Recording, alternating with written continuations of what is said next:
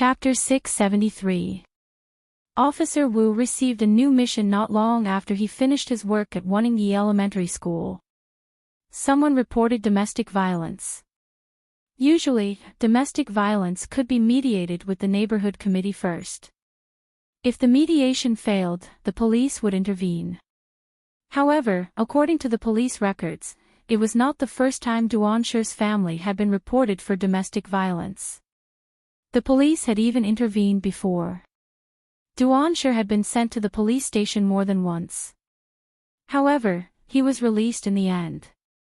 Duanli and Duanya were often beaten up badly by Duanshi. Even the other owners of the apartment could not stand it anymore. Therefore, someone had already reported Duanshi. Duanshi had also been arrested and sent to the police station, but he was eventually released without charge. Of course, the other owners of the apartment would not watch Duanshi for domestic violence for the sake of Duanli and Duanya. Therefore, Duanshi would only hit his daughters when there was no one around. Other than that, Duanshi would only hit Duanli and Duanya in front of others when he was drunk. Otherwise, Duanshi would vent his anger on his daughters when he was angry.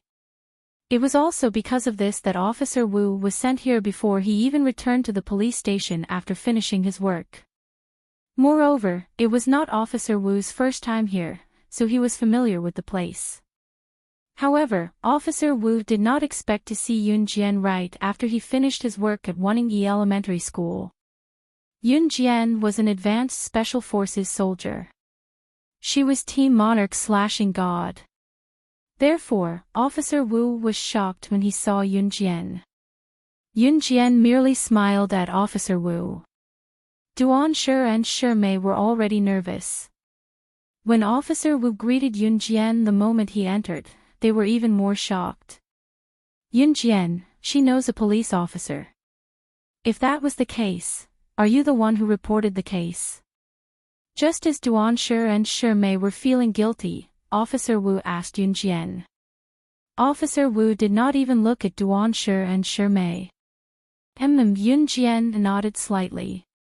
We've investigated this matter many times. You're Mr. Duan, right? Officer Wu looked at Duanshi and was not unfamiliar with him. The news of Duanshi beating up Duanli and Duanya had already spread throughout the apartment complex. Some of the owners could not stand it anymore and had already called the police. The neighborhood committee had tried to persuade Duanshi, and the police had tried to detain Duanshi, but it was useless.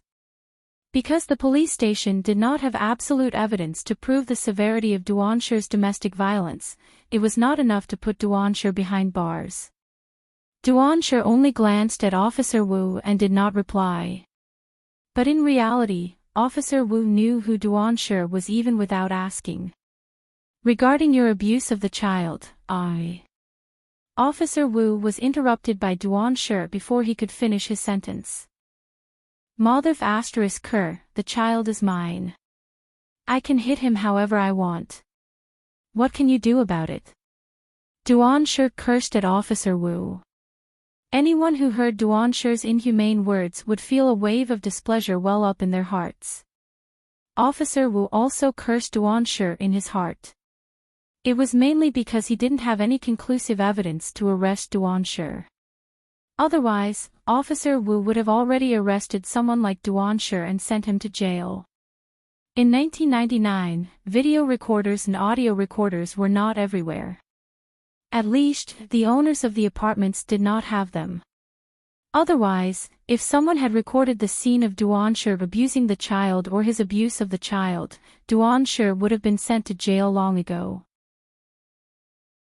Chapter 674. Did you tell her my address just now? You little *tch, I'm going to kill you both later. Dad. You'd *mnb *tch. Just you wait. I won't be human if I don't kill you. Just you wait. The voice came from Yun Jian's sweatpants pocket. It was Duanshi insulting Duanli before Officer Wu arrived. When the recording ended, Yun Jian took out the mini recorder from her pocket. The recorder was small and Yun Jian had asked Zhang Jifan to prepare it for her.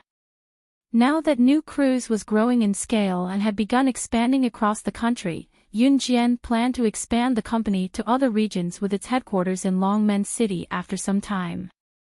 New Cruise's name in Country Z would be fully established. Of course, it was not something that could be done in a day and there was no hurry. As for the recorder, Yun Jian had asked Zhang Jifan to purchase it from overseas. She knew that she would need the recorder in many ways, so Yun Jian had asked Zhang Jifan to purchase a mini recorder for her. Zhang Jifan had just gotten the recorder for Yun Jian as well. Yun Jian had brought it with her today, but she did not expect the first use of the recorder to be on Duanshi. With the recorded conversation, Duanshi could do nothing even if he wanted to quibble. Officer Wu had been displeased with Duanshi for a long time. Of course, it was purely because of Duanshi's inhumanity. He did not treat his daughter as a human being but as a punching bag. Anyone who did such a thing would be despised. Officer Wu could not get any evidence of Duanshi's actions before this, but with the recording in Yun Jian's hands, he could arrest Duanshi immediately. Duanli did have many injuries on her as well. Once Yun Jian's recorder was out, Duanshi would not be able to escape from prison. Therefore, when Duanshi heard the recording, his face instantly turned pale from rosy to pale. "Give it to me. Damned girl, give it to me." Duanshi did not care about anything else as he charged towards Yun Jian with a ferocious look on his face. Duanshi pounced on Yun Jian fiercely, but Yun Jian merely narrowed her eyes. Yun Jian did not move or make a sound. "Be careful." Looking at Duanshi lunging at Yun Jian, Officer Wu's murderous move made him freeze in shock. Yun Jian raised her leg and kicked Duanshi to the ground. Officer Wu also breathed a sigh of relief. Taking advantage of the time when Duanshi pounced on Yun Jian, Mei had already disappeared without a trace. Because there were no policemen to stop Mei, she ran very fast. Duanshi was kicked to the ground, and Duanli merely blinked her small eyes twice. To Duanli, fatherly love did not exist at all.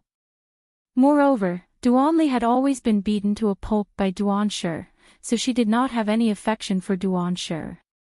Duanya, on the other hand, curled up at the foot of the bed and looked over without moving. Her frightened look made one's heart ache. If one looked closely, the back of Duanli's and Duanya's hands and feet were covered with scars that looked like they had been cut. "Damn it! Damn it! I'm going to kill you!" Ah! Duanshi did not want to go to jail. He wanted to snatch the recorder from Yun Jian's hands. Chapter 675. Duanshi had gone mad. He had gone mad. Duanshi had been to the police station before, and everyone knew that there was no freedom in the police station. People like Duanshi yearned for freedom. If Duanshi were to stay in the police station for a week, he would not be able to endure it. Moreover, there was another main reason. How could there be alcohol in the police station? Duanshi was an alcoholic, and he would not be able to survive without alcohol. It was the same principle as how some people could not live without cigarettes, and those who were addicted to drugs could not get rid of their addiction. Therefore, when Yun Jian took out the recording device, Duanshi went crazy. He could not beat Yun Jian, so he picked up the kitchen knife and threatened Yun Jian. Seeing Duanshi pick up the kitchen knife, Officer Wu and the others were shocked. If a person was powerful, he could fight against 2 or 3 people at once. However, if the opponent had a deadly weapon, he would be afraid no matter how powerful he was. After all, this person had not been formally trained. Officer Wu and the others had not undergone formal special forces training. Therefore, when they saw Duanshi pick up the knife, they shuddered. However, Officer Wu and the other policemen took out the stun batons on their waists. The stun batons were for the police. However, Officer Wu and the others had not undergone formal training. Therefore, even with the stun batons in their hands, the sharp knife in Duanshi's hand still sent chills down their spines. Duanshi held the kitchen knife and approached Yun Jian carefully. At the same time, he threatened Yun Jian, "Give me the recording device. Give it to me. Otherwise, don't blame me for being rude." Dad. Duan Li's heart clenched. Although she was not related to Duanshi, Duan Li did not want Duanshi to be in a desperate situation. Xiao Yunju had already pulled Duan Li behind them. "Don't be afraid, I'll protect you." Xiao Yunju looked at Duan Li and said sternly. "Mr. Duan, this is considered an assault on a police officer. Put down your weapon." Officer Wu stood in front and advised Duanshi. "Unless she gives me the recording device, I'll kill all of you." Ha! Duanshi thought that everyone present was suppressed by him, and he became more arrogant. However, in reality, Duanshi's hand was trembling as he gripped the saber. "You want this?" Yun Jian held the recording device in her hand. She shook it in front of Duanshi and then held it in her hand. "Yes. Give it to me. Give it to me." Duanshi shouted even louder when he saw the recording device. He didn't want to go to jail. He couldn't go to jail. Therefore, he had to get the recording device. "Want it? Come over and I'll give it to you." Yun Jian held the recording device. She crossed her arms and looked at Duanshi fearlessly. "I'm not going over. Throw it to me." Duanshi really thought that Yun Jian was afraid of the kitchen knife in his hand. After all, he could kill people with a kitchen knife without blinking an eye. The reason why Duanshi didn't want to go to Yun Jian's side was because he still remembered Yun Jian's strange skills. He really couldn't stop her. Duanshi firmly believed that as long as he didn't go over, Yun Jian would be afraid of him. Then, when the recording device was thrown to him, he would crush it immediately. "If you're not coming over, I'll go over." Yun Jian smiled sarcastically. Then, under the watchful eyes of Officer Wu and the other policemen, she walked toward Duanshi fearlessly. "Be careful." Although Officer Wu and the rest knew that Yun Jian was an advanced special forces soldier, they still doubted her ability when they saw Yun Jian's age. It was human nature. Seeing Yun Jian walk toward Duanshi step by step, Officer Wu and the rest felt their hearts squeeze together. Chapter 676. Seeing Yun Jian walking towards Duanshi step by step, Officer Wu and the rest were a little scared. No matter what, Yun Jian was still a young girl. Even though she was an advanced special forces soldier, Yun Jian was not holding anything in her hands at that moment. On the other hand, Duanshi was holding a kitchen knife. The person who was not holding a weapon and the person who was holding a weapon. The person who had the weapon definitely had the upper hand. "If you come any closer, I'll kill you." Duanshi was so scared that his whole body was trembling. He retreated step by step until he could not retreat any further. Then, he stopped and pointed the knife at Yun Jian. "Didn't you want this?" Yun Jian weighed the recording device in her hand. She suddenly stopped smiling and turned to look at Duanshi with her cold eyes. Duanshi's eyes turned and he stared at the recording device in Yun Jian's hand. In the next second, Duanshi's eyes flashed viciously. He held the knife and rushed towards Yun Jian as fast as he could. Duanshi held the knife in one hand and slashed it towards Yun Jian from top to bottom. His other hand was quite agile as he knew how to snatch the recording device in Yun Jian's hand. "Give it to me," Duanshi said ferociously. As he spoke, his ferocious expression made most of the people present gasp. Crazy. This Duanshi was really crazy. Just as Officer Wu and the rest were about to close their eyes and not dare to watch what was going to happen next, Yunjian suddenly reached out her hand. At that moment, Duanshi was holding the kitchen knife and slashing it towards Yunjian. Sister! Little sister! Xiao Yunju and Duanli screamed almost at the same time.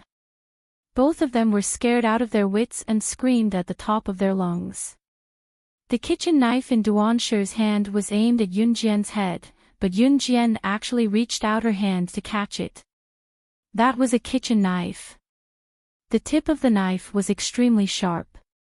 Even if one's finger accidentally slipped on the tip of such a kitchen knife when cutting vegetables, one would be injured. If he accidentally used too much force when cutting vegetables, it could cause the wound to bleed profusely. If this kitchen knife were to cut into a person's body, the consequences would be unimaginable. Even though Yunjian had killed an assassin of the Inferno Ring in Wanning-yi Elementary School, Officer Wu had not seen it. After all, Yunjian had killed an assassin from the Inferno Ring. At most, Officer Wu and the others questioned everyone who was present at the scene and made a statement. As for how Yunjian killed the Inferno Ring assassin, they had only heard about it from the parents and teachers of Wanning-yi Elementary School. Be careful! Officer Wu couldn't help but shout again. Although the people present were afraid to see the bloody scene, Officer Wu and the others were men after all. They had guts and wouldn't close their eyes. Duanshi's knife was already above Yunjian's head, and Yunjian had already reached out her hand. Most of the people present thought that Yunjian would definitely be injured by Duanshi. Even Duanshi revealed a sinister smile, thinking that he would be able to snatch the recording device away from her. In the next second, Yunjian reached out. Her fair and smooth hand accurately grabbed the tip of the kitchen knife in Duanshi's hand with her thumb and index finger at lightning speed. The knife in Duanshi's hand was only 2 centimeters away from Yunjian's flesh. If he continued to cut, he would be able to cut off Yunjian's thumb. However, no matter how hard Duanshi tried, Yunjian's thumb and index finger pinched the tip of the knife tightly, causing Duanshi's hand to be unable to move. You! Duanshi suddenly saw this scene and screamed in shock. Officer Wu and the others, who were standing far away, saw this scene and were all shocked as if they had seen a ghost. Duanshi was holding the handle of the knife. The tip of the knife was the sharpest part to begin with. Yunjian was actually able to accurately grab the tip of the knife with the fastest speed and control her strength to prevent Duanshi, who already had an absolute advantage holding the handle, from continuing to cut down with the knife. This Yunjian, how strong must her fingers be to be able to catch Duanshi's knife without batting an eyelid? Chapter 677. Although Officer Wu and the others had not participated in the Special Forces training, they had been doing morning runs and exercises every day to strengthen their bodies. But suddenly, they saw Yunjian reach out to catch the kitchen knife that Duanshi was swinging at her. What's more, Yunjian used her fingers to pinch the tip of the knife, stopping Duanshi's attack just 2 centimeters away from her skin. It was important to note that a kitchen knife was quite smooth. To pinch the tip of the knife with just the strength of one's hand and prevent the knife from cutting downwards, Yunjian's finger strength and hand strength were not something that a normal person could compare with. Officer Wu and the others were stunned. Duanshi had just recovered from his shock and was about to pull the knife back to cut Yunjian again. Yunjian moved her leg sideways. She lifted her leg and without looking, she stepped on Duanshi's knee. Ah! Duanshi screamed. His knee was kicked by Yunjian, and it went soft instantly. The next second, Duanshi knelt down with a thud from the pain. He had unintentionally knelt in the direction of Yunjian. Duanshi's legs went soft, and his hand loosened. Yunjian reached out and easily snatched the kitchen knife from Duanshi's hand. She turned her hand and held the knife to Duanshi's neck as he knelt in front of her. Duan was so scared that he was sweating all over. In the next second, he heard Yunjian's calm and emotionless voice. You don't deserve to be Chestnut's father. Killing you will dirty my hands. With Yunjian's cold kitchen knife on his neck, Duan could not care about anything else. He was about to be killed by Yunjian. I beg you. Don't kill me. I was wrong. Don't kill me. Duan's somewhat handsome face was extremely pale. He was so scared that his whole body was shaking. Even if someone held him down, he could not stop shaking. In the face of life and death, most people would be afraid. Don't. Officer Wu thought that Yunjian was really going to kill Duan. He quickly ran forward to stop her. Duan was scum, but if Yunjian really killed him, then Yunjian would not be able to escape the punishment of the law. Immediately, a police officer ran up and handcuffed Duan's hands, bringing him back to the police station. After Yunjian put away the kitchen knife, Officer Wu walked over and asked Yunjian, "Can you bring the child back to the police station with us to make a statement?" And Yunjian nodded as she held Duan's trembling hand. Regardless of whether Duan's abuse of the child constituted domestic violence or whether he had to go to jail, at least he had assaulted a police officer and tried to snatch Yunjian's recording device. And it was in front of the police. He would definitely be detained. After such an incident, Duanli and Duanya would definitely have to go to the police station to make a statement. Today's incident was actually caused by her, so Yunjian was determined not to leave Duanli and Duanya behind. After making a statement at the police station, Duan was temporarily detained. As for Duan's sentence, it would take some time. However, according to Officer Wu's explanation, Duan would definitely go to jail. Even if he did go to jail, it would not be for long. The exact time would have to wait for the verdict. After making a statement, Officer Wu personally sent Yunjian and the other three out of the police station. Some of the female police officers and police officers who were working at the police station saw them and took a few more glances at Yunjian. When they saw Yunjian, everyone present was a little shocked. The person who could be personally escorted out by Officer Wu was actually a young girl. At this moment, Officer Wu and Yunjian were already standing at the entrance. Regarding these two children, I can send them to the Children's Welfare Institute. Officer Wu looked at Duanli and Duanya and said to Yunjian. No need, I'll take care of them, Yunjian said with a smile. To Yunjian, having two more mouths to feed did not affect her at all. The reason why Yunjian adopted Duanli and Duanya was because Xiao Yunju begged her. Chapter 678. Seeing that Duanli had agreed to follow Yunjian, Officer Wu did not stop her. Usually, adopting a child required a lot of procedures, but Duanli was not an orphan. At least her father was still alive. Yunjian was an advanced special forces soldier and one of Gu Yunjian's men, so she was naturally trustworthy. Therefore, Officer Wu registered and let Yunjian take the children away first.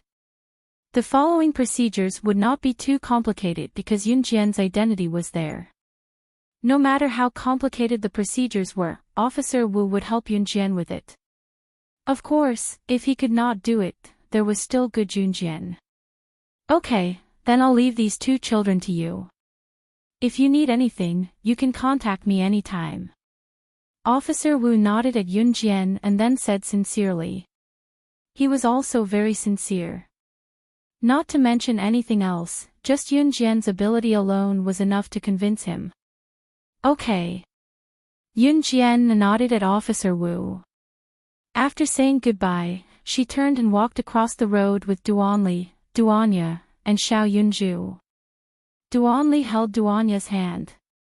Duanya did not say a word, but she was very obedient. It was already dinner time at Duanli's house. After so many things happened, they waited until now to give their statements at the police station. It was already 7 in the evening.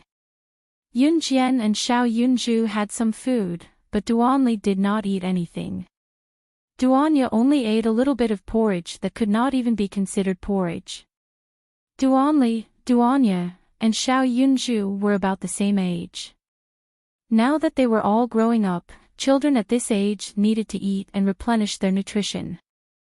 However, the food that Duanli and Duanya usually ate was probably not enough, let alone nutritious food. Yun Jian held Duanli and Xiao Yunju while Duanli held her sister, Duanya. The 4 of them walked across the road. Yun Jian suddenly turned and asked Duanli, "Chestnut, are you hungry? I'll take you to eat." Okay. Sister, I'm hungry again. Let's go eat. Although Xiao Yunju had eaten, he was still a growing child. Naturally, he would get hungry easily. Duanli lowered her head slightly, but she still raised her head to look at Yun Jian. Her small eyes seemed to be glowing as she said, "Miss, thank you." Yun Jian smiled and rubbed Duanli's head. Then, she brought Duanli, Duanya, and Xiao Yunju to a nearby restaurant. On the other hand, Adam and Lan Su went on their way after bidding farewell to Yun Jian. Of course, the reason they traveled together was because Lan Su's suite was in the same direction as Dong Ruan's villa. Lan Su and Adam continued to move forward. The 2 of them were competing to see who could run faster. The passers-by could only feel 2 gusts of wind blowing past them. It had to be said that both Lan Su and Adam were competitive people. It was not until Lan Su reached the door of her suite that she turned to leave. She left Adam with a snort as she left. Humph. Ha. Adam touched the bridge of his nose. This was the first time he had competed with a woman in a race. Moreover, their speed was on par. After laughing for a while, Adam's handsome face disappeared. He turned around and walked back to Dong Ruan's villa. Adam was staying at Dong Ruan's house as Siyi's friend. Moreover, there were many rooms in the villa. Adam had just returned to Dong Ruan's house when he met Immerse halfway. "Who's that woman?" Mawson crossed his arms and looked at Adam from the side as he asked. "You saw her." Adam's tall figure walked over. Chapter 679. Mawson nodded. Then, he asked again, "Who's that woman?" "She works for young madam." Adam chuckled. Then, he looked at Immerse and walked over to put his arm around Immerse's shoulder. He asked in an experienced manner, "Aren't you very free?" "Why are you asking this?" "Young master is back." Immerse did not answer Adam directly. Instead, he changed the topic. "Oh." Adam nodded. He had guessed it too. Immerse followed CE back to an Hun organization. Now that Immerse was back, CE would naturally be back too. Let's go home."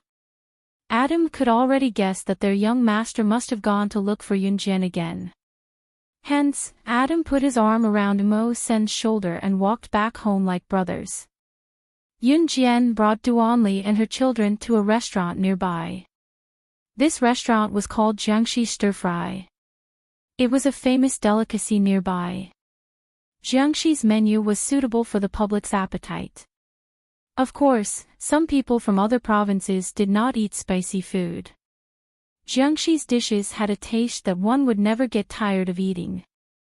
Of course, everyone had their own preferences. However, Yun Jian liked it very much. Yun Jian could eat a little spicy food, but Xiao Yunju, Duanli, and Yun Jian did not eat spicy food. Hence, when they were ordering, Yun Jian asked the boss to prepare non-spicy dishes. They ordered 3 meat and 3 vegetable dishes. When the dishes were served, Duanli and Duanya were dumbfounded. Duanli and Duanya had never eaten such delicious food since they were born. Although the school's food was already considered a delicacy to them, the school's cafeteria food was not as good as the freshly fried dishes outside. Duanli and Duanya were practically wolfing down the food. Eat slowly. Yunjian smiled with her eyes squinted. There are a total of 16 chicken drumsticks. There are 4 of us. 4 for each of us. Xiao Yunju calculated quickly and put the drumsticks into everyone's bowls. Xiao Yunju was very smart. He was afraid that Duanli and Duanya would not eat, so he put the meat into everyone's bowls separately.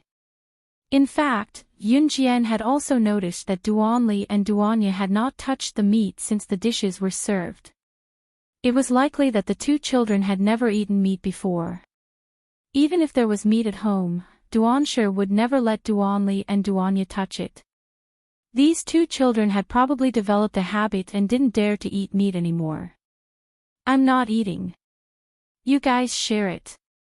Yunjian narrowed her eyes, her long eyelashes fluttering. Duanli blinked her small eyes. She looked at Yunjian and said to Yunjian, if you don't want to eat, we won't eat either. Duanli put down her chopsticks as she spoke. As soon as Duanli put down her chopsticks, Duanya, who was sitting beside her, also put down her chopsticks. Duanya had no idea what was going on. She only knew that her sister had put down her chopsticks, and she had to follow suit. If elder sister doesn't want to eat, Xiao Zhu won't eat either. Xiao Yunju also learned to put down his chopsticks. Yunjian smiled when she saw their reactions. She picked up a chicken drumstick with her chopsticks, gave it a gentle bite, and swallowed it. Xiao Yunju and Duanli looked at her and happily picked up their bowls and chopsticks to eat the chicken drumsticks in their bowls. Duanya remained silent, but she also picked up her chopsticks with her clumsy hands like Duanli. Yunjian looked at the bright smiles on the 3 children's faces. She subconsciously curled up the corners of her lips. She had probably never felt so warm in her previous life or this life. At that moment, Yunjian was using her chopsticks to pick up a chicken drumstick. She had just lowered her head and was about to swallow the chicken drumstick when a gentle and mellow male voice sounded beside her. Is the drumstick good? Chapter 680. Yunjian turned to look and saw Ce standing in front of her. His jet-black hair accentuated his fair and handsome face, and his casual outfit made him stand out. Ce was the kind of person who got more and more attractive the more you looked at him. Yunjian couldn't help but be stunned when she turned to look at him. Do I look good? Ce walked over and rubbed Yunjian's head affectionately. Then, he reached out and lifted Xiao Yunju up from Yunjian's seat. Ce lifted Xiao Yunju and gently placed him beside Duanli. Duanya sat beside Duanli. The tables here were facing each other, but the stools were arranged in a row. If 3 people squeezed together, they could still sit together. Xiao Yunju, Duanli, and Duanya were small to begin with. Thus, when Ce brought Xiao Yunju to Yunjian, the 3 of them could sit in a row without cramped space. Ce smoothly sat beside Yunjian. Then, he leaned his head back and placed his hands on his forehead. Just like that, he turned to look at Yunjian. Yunjian paused. Then, she gently placed the chicken drumstick back into the bowl. How did you know we were here? Yunjian asked. She wasn't surprised that Ce was back. She was surprised that he knew she would be here for dinner. Moreover, even if Adam had met Ce, he wouldn't have known that she was here. This was because after Adam and Lan Su parted ways with her, something unpleasant had happened to her at Duanli's house. How could I not know where you are? Ce kept her in suspense. His handsome lips curved upwards. His sharp features were extremely handsome. Yunjian didn't want to get to the bottom of it. What's more, Yunjian's focus wasn't on this at all. Oh. Yunjian pursed her lips slightly, then picked up her chopsticks again and picked up the drumstick. If you don't want it, then give it to me. Ce stretched out his slender and fair fingers. His fingers were well-defined, slender and beautiful. At this moment, this good-looking hand directly grasped Yunjian's jade-like hand. He pressed against Yunjian's hand and moved the drumstick in Yunjian's hand to his face. Yunjian turned to look at Ce and pursed her lips. At this moment, the chicken drumstick in Yunjian's hand had already been controlled by Ce and was being fed to him. His hand was close to hers, and her hand was holding the chopsticks. This scene was so embarrassing that it was hard to imagine. Yunju watched the scene in bewilderment, still unable to wrap his head around it. Duanli and Duanya were watching as well, Duanli's mouth agape. The three children had yet to recover from their shock. Ce had already taken a bite of the drumstick that Yunjian had just eaten. Once he did so, he let go of Yunjian's hand. Ce finished the entire drumstick in no time. He did not even spare the bones. This was the drumstick that his Xiao Jian had eaten, so it was naturally delicious.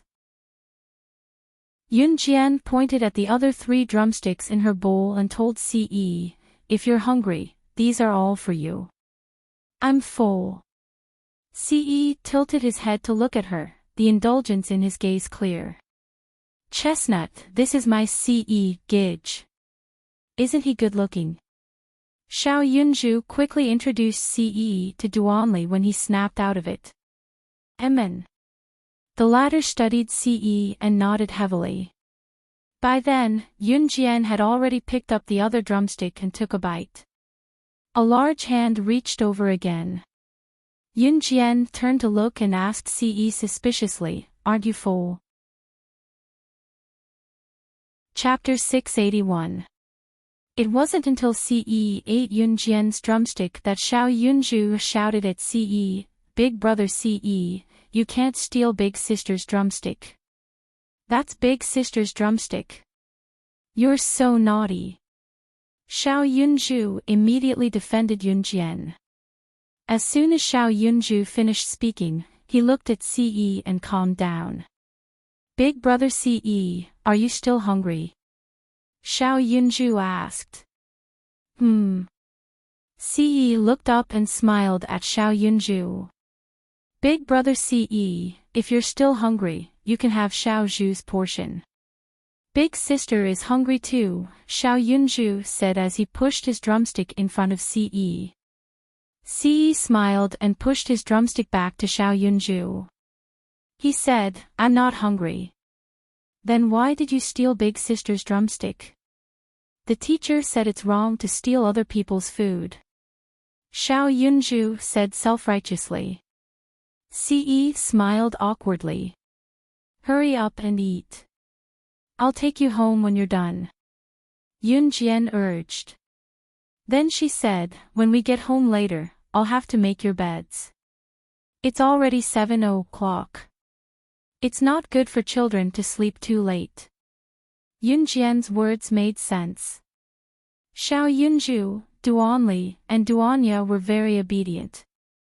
Later, Xiao Yunju and Duanli even competed to see who could finish their food first. The 2 children were having a lot of fun. Duanli had never played so happily in her life. Therefore, she kept a smile on her face, as if she wanted to vent all the happiness in her life. "Big sister, big brother Ce, I'm done." Xiao Yunju was the first to look up. "Me too." A bright and satisfied smile bloomed on Duanli's delicate face. Ce went to the counter to settle the bill and brought the 3 children out of Jiangxi restaurant with Yunjian. When they got home, Qin Yiru and her brother Yunyi, who had just rushed back from Qin Yu's house, Yunjian told them about Duanli and Duanya. Now that Qin Yiru and Yunyi knew that Longmen City's new cruise was owned by Yunjian, they did not object to Yun's adoption of Duanli and Duanya. On Duanli and Duanli and Duanya, and Duanli's and Duanya's and Duanya. In the end, Duanli, Duanya, and Yunju addressed Qin Yiru as Mama Qin. Qin Yiru was a kind person. Of course, kindness and adoption depended on the occasion. If it was when their family was poor, perhaps Qin Yiru would not adopt another child after adopting Xiao Yunju. After all, if their family was so poor that they did not have enough food, they would not be able to survive if they had a few more mouths to feed. Qin Yiru was not a good person either. Now that their family's condition was improving because of Yun Jian, Qin Yiru was more than happy to adopt Duanli and Duanya. Yun-Yi welcomed the children as well, but Yun-Yi only went downstairs to show her face before going back upstairs. "Brother," Yun Jian called out to Yun-Yi. Yun-Yi had just returned from Qin Yu's hometown today. "Xiao Jian, what's up?" Yun-Yi asked in return. "Brother, why are you going upstairs so early? Aren't you going to play a little longer downstairs?" Yun Jian asked. Yun-Yi blushed suddenly before he answered Yun Jian quickly, "I'm catching up on my homework. School starts tomorrow." "Xiao Jian, I'll go upstairs first." Yun-Yi went upstairs as he spoke. Staying at Qin Yu's house, Yun-Yi did not feel like going home anymore. It was only on the last day that Yun-Yi returned to Longmen City. Chapter 682. Yun-Yi had always been an obedient student. Be it at home or in school, Yun-Yi had always completed her homework on time. When Yun Jian first heard that Yun-Yi had not completed her homework, she was stunned. Yun Jian was excellent in her studies, but she was often the one who did not complete her homework. Yun Jian basically never did the homework assigned by school. Yun Jian would start school tomorrow, but to Yun Jian, homework did not exist. It was different for Yun-Yi. If Yun Jian believed that Yun-Yi did not do her homework, it would be more unacceptable than the sky falling down. After all, Yun-Yi's hard work was witnessed by everyone. Back then, Yun-Yi had gotten into DE Senior High School from Xinjiangjin Junior High based on her own abilities. It was not without her hard work. A trip to Qin Yu's house and Yun-Yi did not even do her homework. This was unheard of. Yun Jian's lips twitched, but she did not say anything. "Xiao Jian, have you guys eaten? Look at how skinny these kids are. Why don't I make you guys something to eat?" Qin Yiru said as she headed to the kitchen.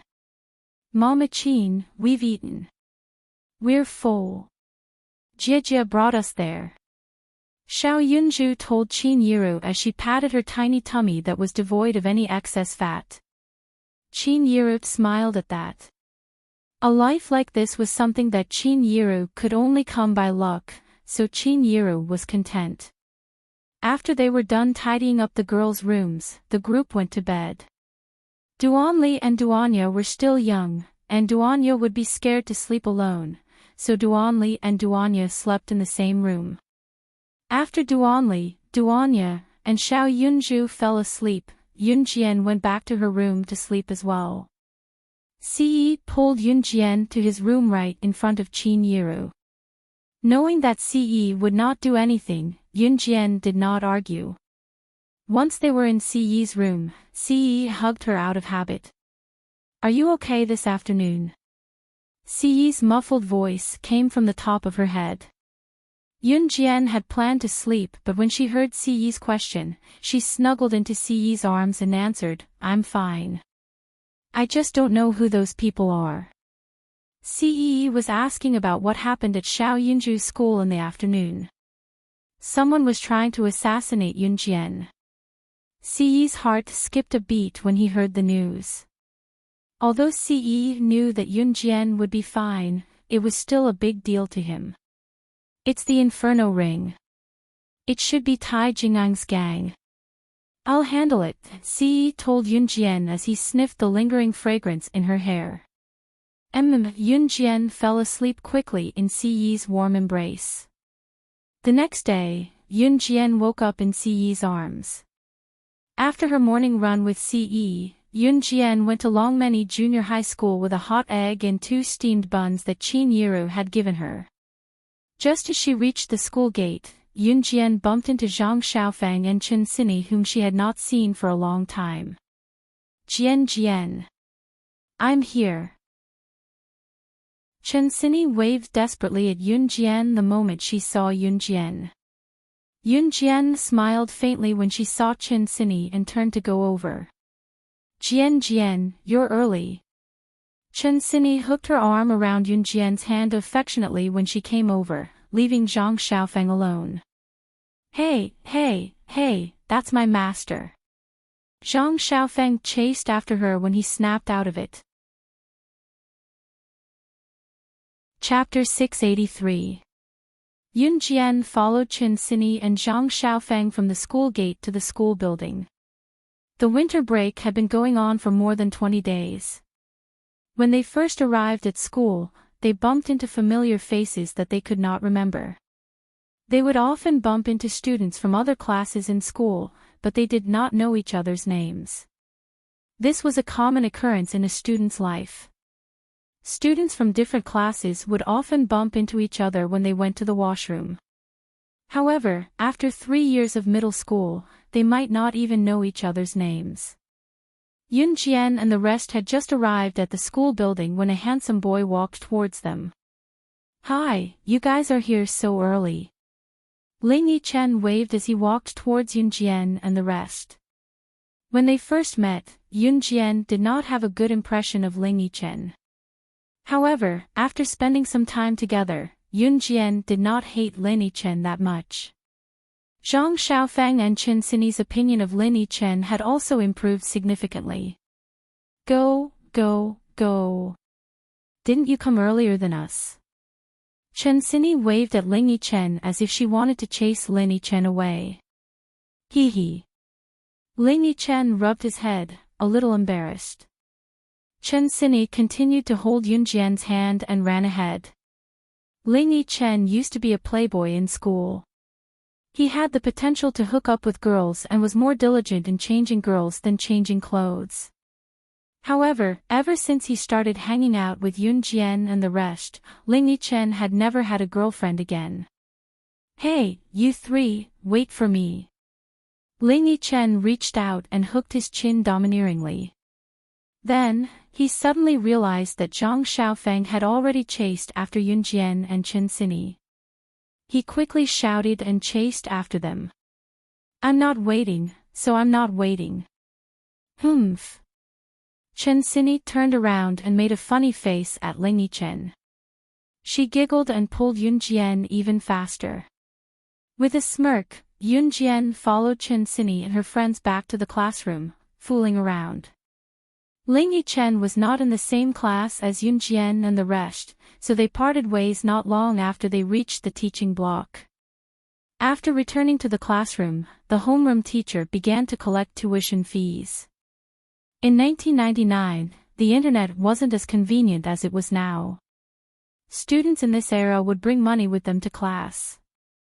Once the tuition fees were collected and the textbooks were distributed, it meant that the winter break was over and the new semester had officially begun. Zhang Xiaofang and Chen Xini were sitting in their seats with their heads down. They were a little depressed. A new semester had just begun. Some students in the class were also talking about how the winter vacation had ended before it even started. They hadn't had enough fun. Fortunately, they only received their textbooks today, and the school ended at 11:00 in the afternoon. The school would only officially start the next day, so the teachers did not plan to keep the students until the evening. After class in the afternoon, Zhang Xiaofang was the most excited. Master, I have an uncle who opened a taekwondo dojo in Longmen City. Let's practice there today. Zhang Xiaofang said excitedly. His father had an old friend named Swolin Wei. Zhang Xiaofang called him uncle, and Zhang Xiaofang was close to this uncle since he was young. Since Yun Jian was willing to teach Zhang Xiaofang real skills, Zhang Xiaofang, Chen Xini, and Chen Xini had been waiting for Yun Jian to teach Zhang Xiaofang something after school. Now that Zhang Xiaofeng had an uncle who opened a taekwondo dojo, Zhang Xiaofeng suggested that they go there to practice. Okay. Yun Jian nodded. Chapter 684. Yun Jian narrowed her eyes at Zhang Xiaofeng's words. Zhang Xiaofeng, well done. You want Jian Jian to compete with that uncle of yours, don't you? How dare you beat around the bush? Chen Xinyi scolded Zhang Xiaofeng fervently now that she had something to use against him. Heh heh, Zhang Xiaofeng rubbed his nose and chuckled awkwardly when Chen Xinyi saw through his thoughts. As they spoke, the group had exited the school and was walking out of the school gate. Just as Yun Jian stepped out of the street and headed for the opposite street, a female voice rang behind her. However, it was not directed at Yun Jian. Hi, Yichen, where are you guys going? Do you mind bringing me along? The rather bold female voice came from behind. Yun Jian turned around and saw the owner of the voice. The owner of the voice was a girl around 18 years old. The girl had short hair and looked like a boy. Moreover, she was dressed in men's clothing, which made her look more like a tomboy. However, it could be seen from the contours of her face that she was a girl. She did not look like a boy in terms of appearance. Sis Lin, why are you back? Ling Yichen's mood brightened instantly when he saw the girl dressed like a boy. He turned to ask her. I'm visiting my alma mater. I remember that you're in your 3rd year of junior high now, right?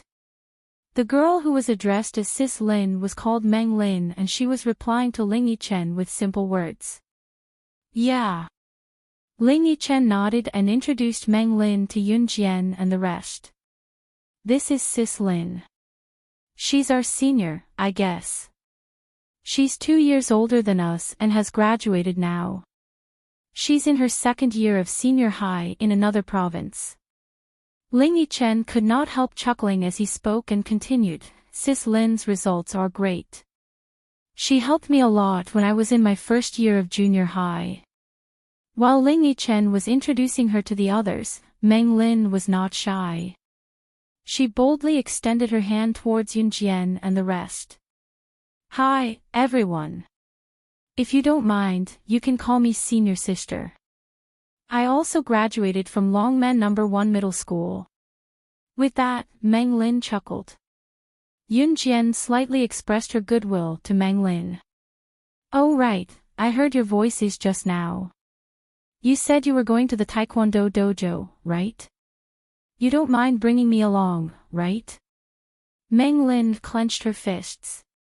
After displaying her might like a boy, she laughed out loud. Of course.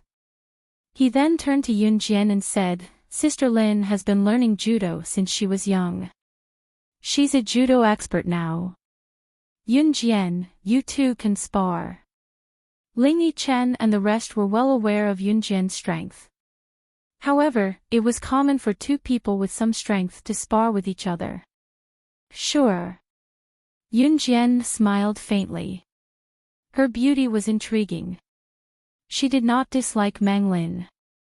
Meng Lin's personality was very down-to-earth, just like a boy's. This also meant that she did not scheme against each other like girls.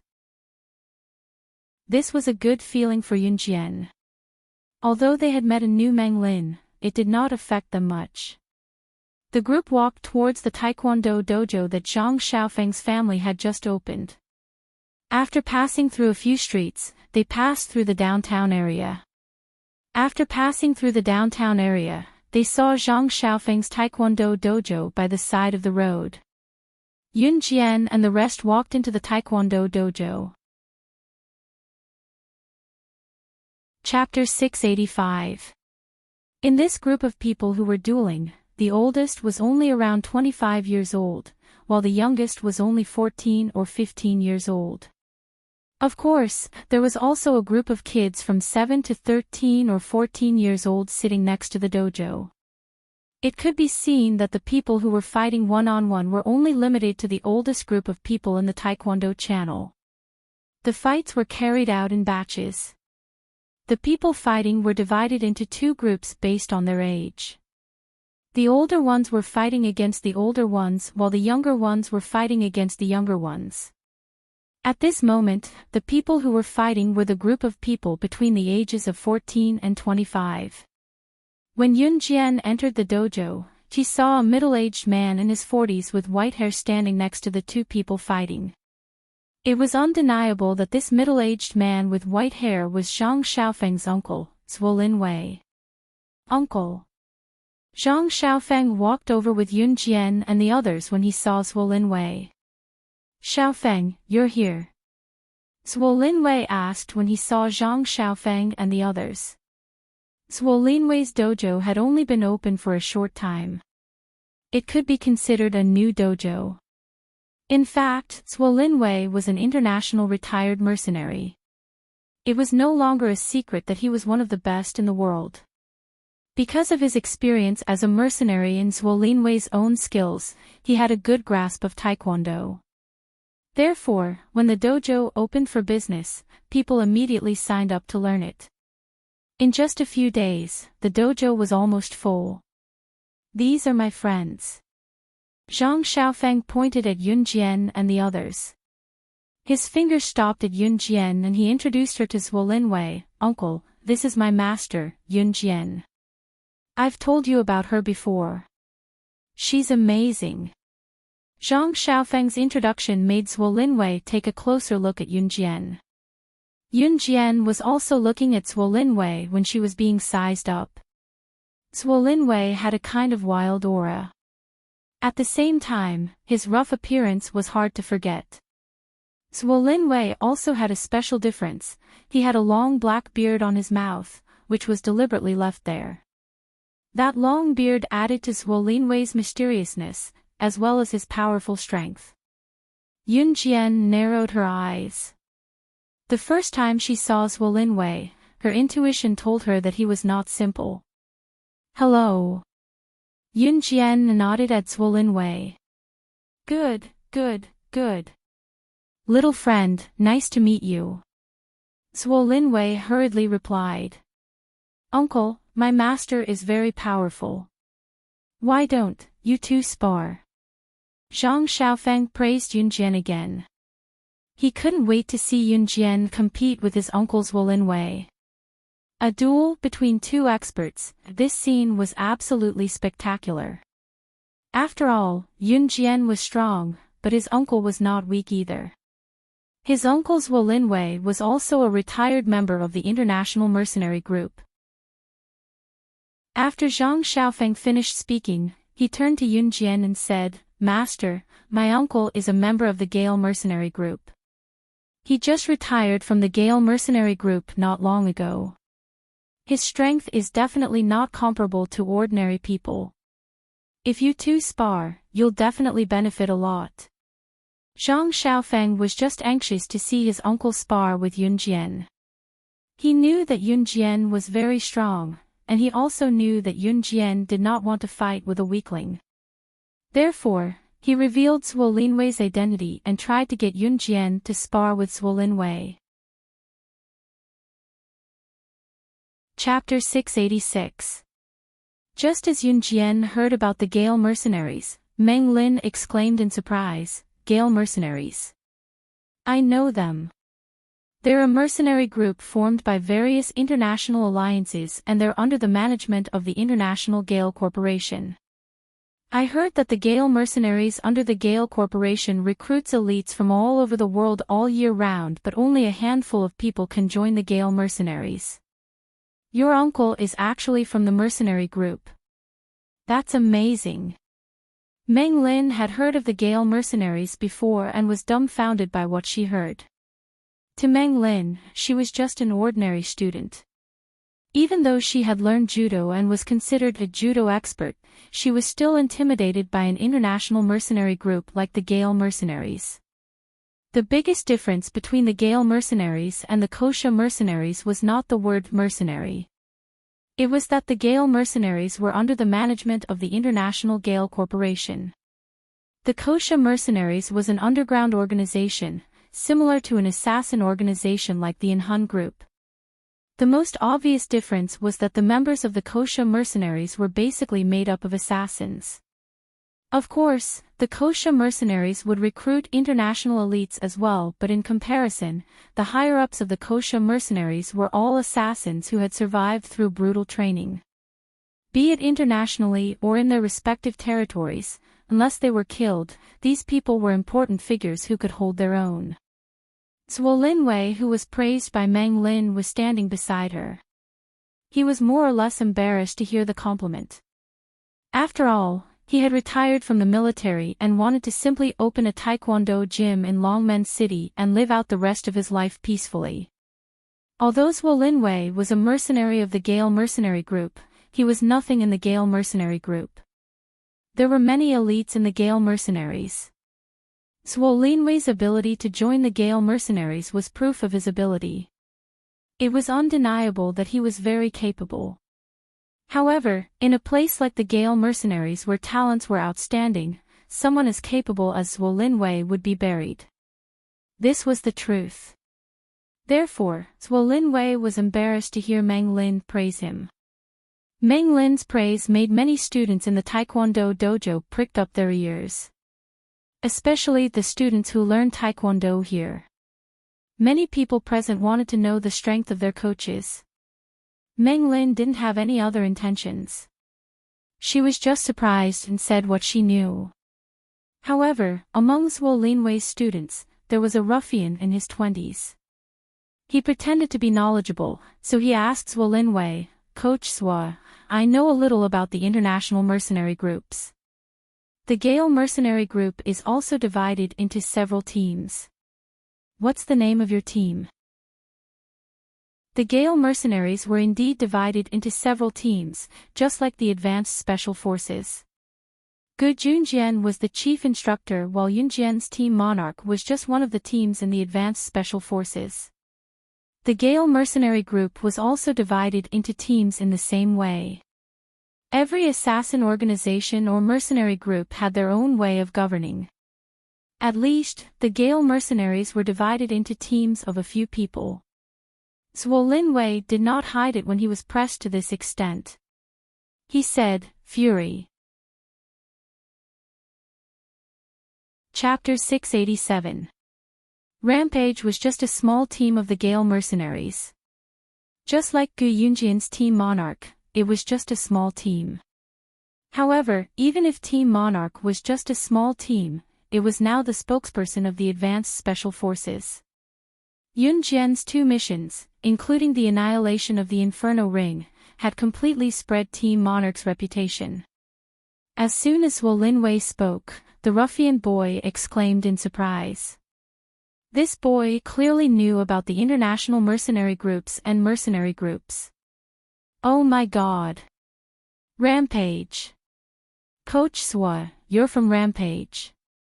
The ruffian guy exclaimed immediately, his tone as if he was afraid that Zhuo Linwei did not know about Rampage. Hey, Ning Bin, explain it to us. What's Rampage? Some of the guys around him were interested and asked quickly. After all, not everyone knew about the Gale mercenaries. Perhaps everyone knew what a mercenary group was, but if it was a mercenary group with a precise name like the Gale mercenaries, most of them would not know about it. Hey, you guys don't know about it. Since there were girls around, especially Yun Jian and Chen Xini, the ruffian guy called Ning Bin kept them in suspense and sneered. Nonsense, tell us if you want to. Some of the guys around could not stand Ning Bin, so they shouted. Ning Bin was keeping them in suspense, thinking that it was very obvious and impressive that he was pretending to be knowledgeable in front of the girls. However, the other guys were naturally displeased when they saw Ning Bin showing off in front of the girls. Being urged, Ning Bin said proudly, "Hey, there are only 120 people in Rampage, but I heard that among these 120 people, the top 20 are all on the international rankings. Hackers, assassins, secret agents. Although they're not particularly high on the rankings, they're all kings of the elites." Ning Bin's boast caused many people present to gasp. Ning Bin, on the other hand, thought that he was impressive. He turned to look at Zhuo Linwei and exclaimed, "Coach Zhuo, you're really from Rampage. That's unbelievable." "I'm just one of the weakest in Rampage," Zhuo Linwei said. At this point, Zhuo Linwei smiled awkwardly. It was obvious that he was not bluffing. "You're amazing too." Ningbin flattered Zhuo Linwei. From the beginning until now, Ningbin's attitude towards Zhuo Linwei had changed drastically. Everyone present shifted their gazes to Zhuo Linwei and started talking among themselves. Zhuo Linwei, on the other hand. Just as they were talking, Yun Jian's melodious voice was heard, "The Gale Mercenaries Group." As she spoke, she turned to Zhuo Linwei and asked, "Since you're from Rampage, you should know Cotton, don't you? How's he doing now?" Cotton was a top figure in the Gale Mercenary Group. He was one of the top 3 hackers in the international hacker rankings. At the same time, his strength was also widely acknowledged. Yun Jian had interacted with Cotton in her past life. Due to their dealings in firearms, they had been friends for some time. Therefore, when she heard about the Gale Mercenaries Group, she naturally asked. When Zhuo Linwei heard Yun Jian's words, he shouted in surprise, "You know Commander Cotton?" Chapter 688. Zhuo Linwei's gaze shifted from the others to Yun Jian. His eyes widened as he stared at Yun Jian in disbelief. In the Gale Mercenaries, Cotton's position was equivalent to the leader of the Gale Mercenaries. The Gale Mercenaries and the Kosha Mercenaries had different names. The boss of the Kosha Mercenaries was equivalent to the leader of the Gale Mercenaries. However, the Gale Mercenaries were formed by mercenaries from all over the world. The leader of the Gale Mercenaries was not as important as the boss of the Kosha Mercenaries. For the Kosha Mercenaries, as long as it was the boss of the Kosha Mercenaries, they would do whatever the boss said. However, the Gale Mercenaries were different. In the Gale Mercenaries, everyone in the alliance had the right to speak. In other words, the leader of the Gale Mercenaries could not do whatever he wanted. As for Cotton, he was personally invited back by the leader of the Gale Mercenaries. Cotton's power in the Gale Mercenaries was equivalent to the leader of the Gale Mercenaries. Sometimes, Cotton's words were even more effective than the leader's. That was the difference. A character like Zhuo Linwei would never have the chance to talk to Cotton. Therefore, when he heard Yun Jian call Cotton a kid, Zhuo Linwei was so surprised. After all, Yun Jian was only a 16-year-old girl. Zhuo Linwei had never mentioned Cotton before. Since Yun Jian mentioned him, it meant that she knew this person and even knew Cotton. Seeing Zhuo Linwei so surprised, everyone present was stunned. Who was Cotton? Who was the leader of the Gale Mercenaries? If Zhuo Linwei, who had retired from the Gale Mercenaries, was so surprised, then this person was definitely not simple. For a moment, everyone present turned to look at Yun Jian. Who is Cotton? Ningbin suddenly felt that Yun Jian had stolen his limelight. Although he was unhappy, Ningbin would not insult in front of Yun Jian. There was no other reason except that Ningbin pretended to know a lot in front of Yun Jian. If it weren't for the 2 girls, Yun Jian and Chen Xinyi, he probably wouldn't even bother to say anything one-sided. Yun Jian and Chen Xinyi were both good-looking. In comparison, Yun Jian was prettier, so Ningbin had long taken a fancy to her and wanted to show off himself. Ningbin's question was actually directed at Yun Jian. However, Yun Jian didn't even look at Ningbin. She looked at Zhuo Linwei and answered his question, "Yes, I do." Not only did they know each other, but when Yun Jian first entered the hacker world, Cotton could be considered her elder. In the end, in less than 2 months, she cracked the broken program in Cotton's hands and made a mess of it. Cotton had to pay a huge price for it. He lost $1 billion. Of course, $1 billion was nothing to Cotton. Cotton wasn't angry. Later on, Yun Jian worked with Cotton on a batch of firearms business. Of course, the time they spent together was only a few days. Yunjian knew a lot of people, and Cotton was just one of them. Yunjian's simple sentence stunned Zhuo Linwei. Even as a member of the Gale mercenary group, he didn't have the ability to meet Cotton, but Yunjian actually knew Cotton.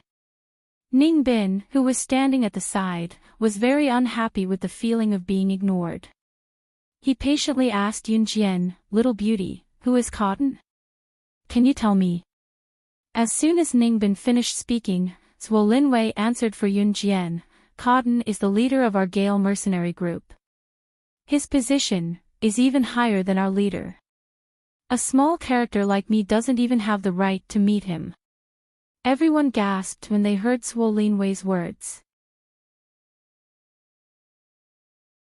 Chapter 689. Zhuo Linwei looked at Yunjian in surprise. He took 2 deep breaths and asked, "Young friend, may I ask who you are?" The word "yes" was delayed for a long time.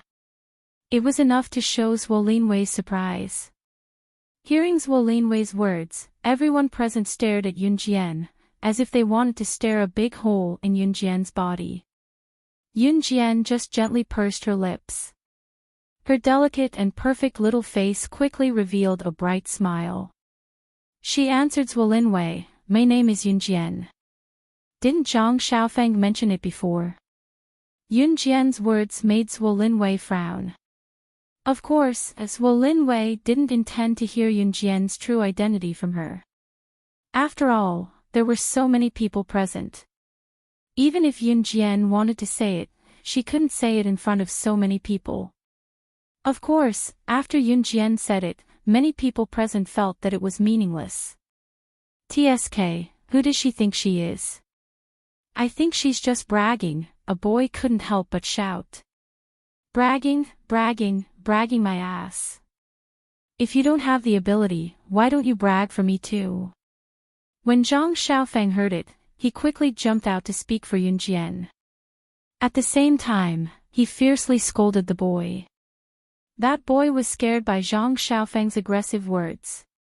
Of course, perhaps because he knew the relationship between Zhang Xiaofeng and Zhuo Linwei, the boy who scolded Yunjian just now didn't dare to say anything. "Hee, I didn't expect you to be so pleasing to the eye." When Chen Xinyi saw Zhang Xiaofeng speaking for Yunjian, she couldn't help but praise Zhang Xiaofeng. "Better than you." Zhang Xiaofeng and Chen Xinyi bickered.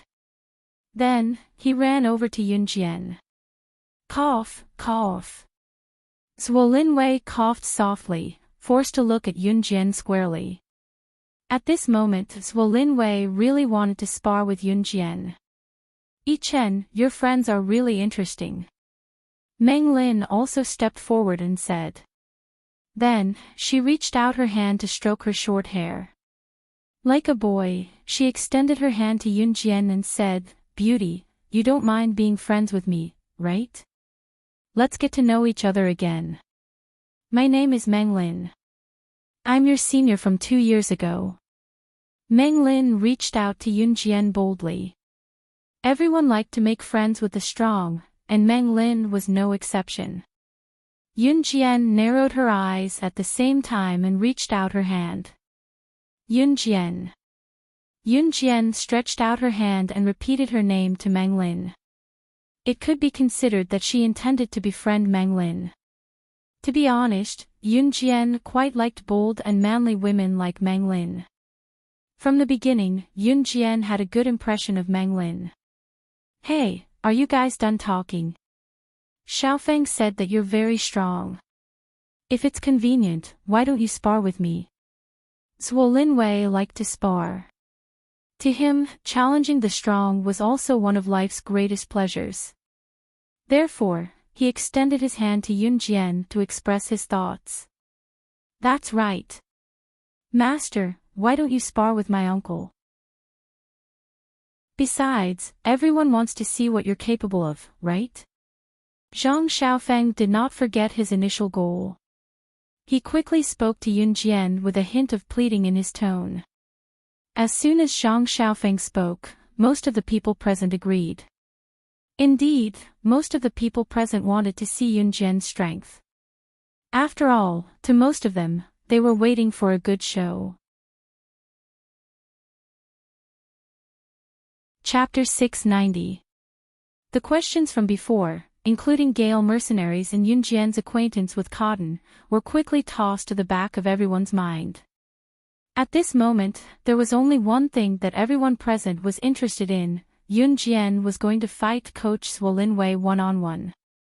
The students in the Taekwondo dojo were especially excited at this moment. One of them was the coach of the Taekwondo dojo, a former mercenary of the International Fierce Wind mercenary group, who had just retired from the army. The other one was an underage girl, who knew a big shot that even Swolinwei, a mercenary, was afraid of. What's more, Zhang Xiaofeng had always praised Yunjian, so everyone present was eager to see how powerful Yunjian was. Compared with Coach Swolinwei, who was more powerful, Yunjian or Swolinwei? Yunjian, come on. Hearing that Yunjian was going to fight Swolinwei one-on-one, Meng Lin, who had just become friends with Yunjian, stretched out her right hand and made a gesture of encouragement to Yunjian. Okay, Yunjian replied calmly, but there was a glimmer of light in her eyes. Come on. Swolinwei also stretched out his hand and signaled Yunjian, and at the same time, he announced loudly. Yunjian's eyes flashed, and she curled her lips. Then she walked towards the place where the students were fighting one-on-one. There was a simple arena on the ground. Master, come on. Master, come on. Master will win. When Yunjian walked to the opposite side of Swolinwei, and they looked at each other, Zhang Xiaofeng's desperate shout was heard. The people present were automatically divided into two groups. Of course, the group of students who were training in Swolinwei's Taekwondo dojo naturally cheered for Swolinwei. However, the one who shouted the loudest was undoubtedly Zhang Xiaofeng. Zhang Xiaofeng was shouting with all his strength. Brat, uncle has also treated you well. You're not cheering for me and you're cheering for her. Even if it's just for show, you're too cruel to uncle's heart. Swolinwei and Yunjian stood facing each other. At this moment, he couldn't help but tease Zhang Xiaofeng. His tone was even joking. Hey! Zhang Xiaofeng stuck his tongue out awkwardly, but he did not stop cheering for Yunjian. Then let's begin. Swolinwei changed his joking tone and turned to look at Yunjian. When he spoke, there was a trace of seriousness and seriousness. Let me make it clear in advance, little friend. I won't go easy on you, so you can't go easy on me either. Show me what you've got. Let's compete fairly. Regardless of whether you lose or I lose, this is just a friendly duel. Swolinwei said. It had to be said that Swolinwei was quite farsighted. After all, some people would lose their dignity if they lost a duel. After the duel, they would cry and shout that they were going to die. They would even treat the opponent who defeated them as an enemy. It wasn't like Yunjian had never encountered this kind of situation. It had happened a few times before. Therefore, Yunjian preferred Swolinwei's way of talking about this kind of thing. I have no objections. Let's begin. Yunjian also became serious. Swolinwei was a member of the Gale mercenary group. This also meant that his strength was not ordinary. Yunjian would not underestimate any opponent. At the same time, she would not let go of any opportunity to win. In short, she would not go easy on Swolinwei for any reason. Chapter 691. When Yunjian said that they could begin, a lot of people felt their hearts clench. Swolinwei turned his sharp eyes to Yunjian. He looked directly at the girl who dared to challenge him one-on-one. Swolinwei had a big body and a thick waist. His body was sturdy and powerful. He had long trained his muscles. Because of his many years of experience as a mercenary, he had a decisive advantage over Yun Jian in terms of physical strength. Although Yun Jian was strong, her physical strength was far from her previous lives.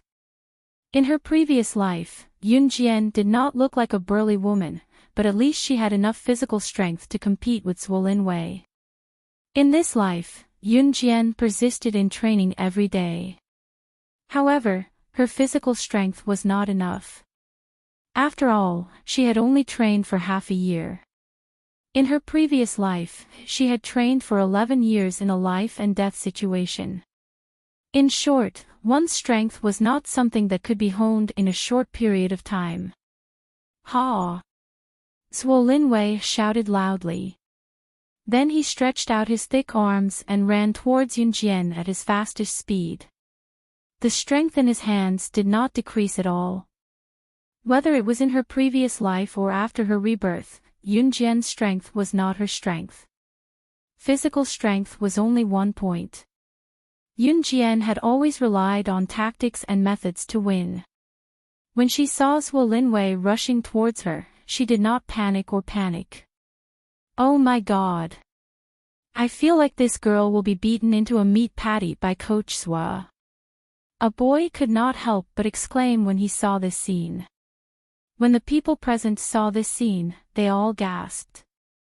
Zhang Xiaofeng and the others were not surprised.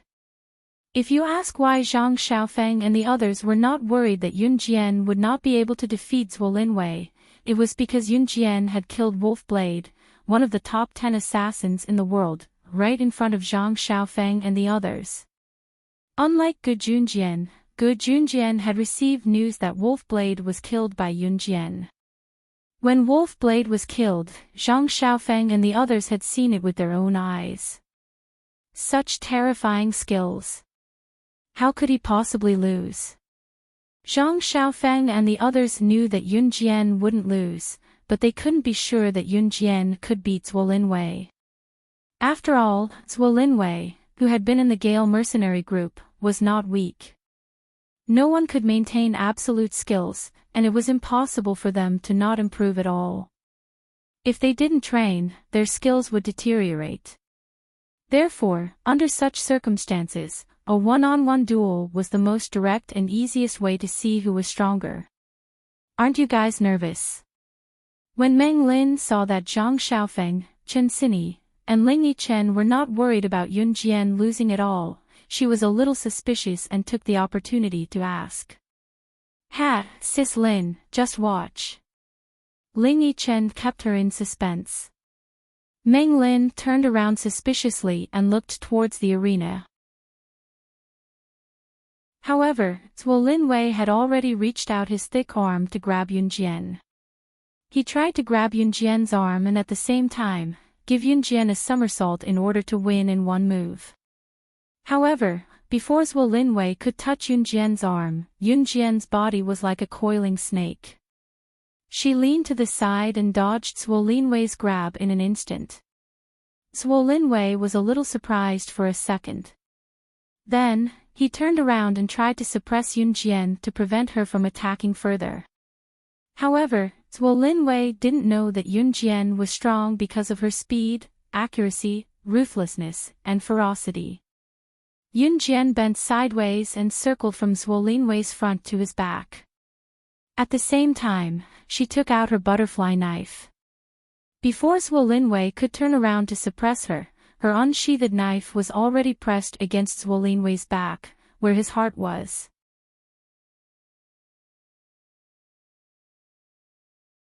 Chapter 692. The butterfly knife was still in Yun Jian's palm and had yet to be unsheathed. In other words, even if Yun Jian were to stab Zhuo Linwei's heart in the back with the butterfly knife, Zhuo Linwei would only be hit by the scabbard. He would be fine. How could the knife hurt someone if it was not unsheathed? Everyone was stupefied. It was only then that Zhuo Linwei realized that if Yun Jian had unsheathed the saber that was pressed against his back, he would be dead by now. Zhuo Linwei had brute strength and his speed was not considered slow. However, the reason he lost so quickly was simple. Yun Jian was too fast, so fast that Zhuo Linwei could not react at all. Moreover, if a person only had brute strength, wouldn't it be useless if he could not hit his opponent? Just when everyone present was so shocked that they were speechless, Ningbin's cry of surprise rang out, F***CK. The little beauty one.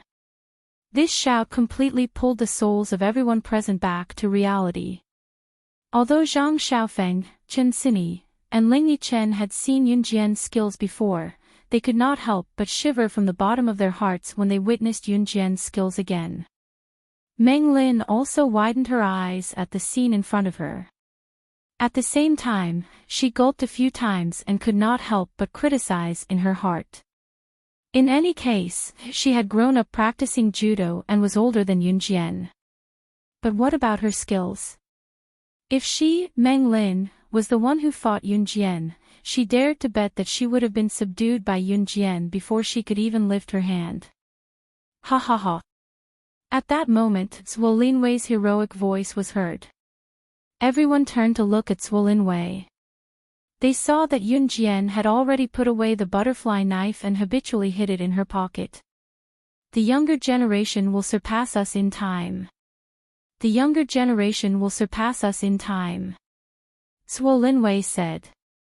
At the same time, he turned around and looked straight at Yun Jian. Thank you for letting me win. Yun Jian lowered her eyes, the corners of her lips curled up slightly as she spoke humbly. Ha ha ha. Like I said, my master. How could he lose? At this moment, the happiest person was probably Zhang Xiaofeng. At this moment, Zhang Xiaofeng stood in front of everyone and smiled without caring about his image. Zhang Xiaofeng was quite good-looking, but his smile completely ruined his image. That's enough. Chen Xinyi was also happy for Yun Jian. Of course, at the same time, she did not forget to tease Zhang Xiaofeng. Hee hee. Zhang Xiaofeng laughed and ran towards Yun Jian.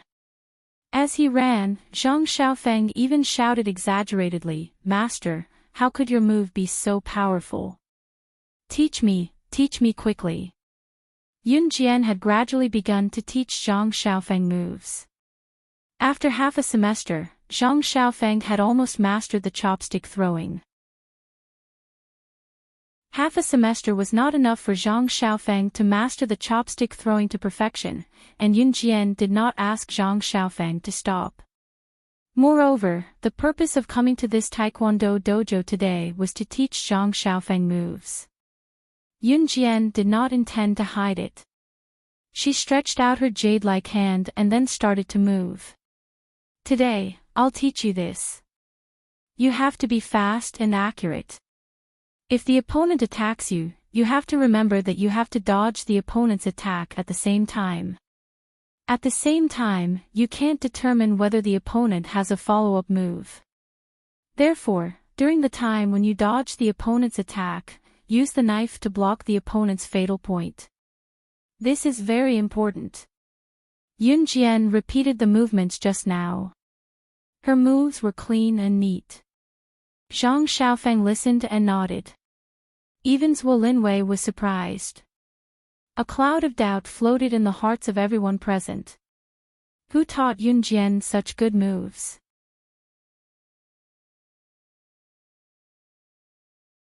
Chapter 693. Zhang Xiaofeng was still trying to understand the moves that Yun Jian had just taught him. At this time, Zhang Xiaofeng was very serious. His serious look made Chen Xinyi, who wanted to make a dig at Zhang Xiaofeng, shut her mouth. Yun Jian turned her head slightly and looked at Ning Bin for the first time. Ning Bin had been talking to himself, so Yun Jian didn't pay attention to him at all. Perhaps there were indeed many girls who liked to talk to and get close to a guy like Ning Bin who liked to act cool and pretentious.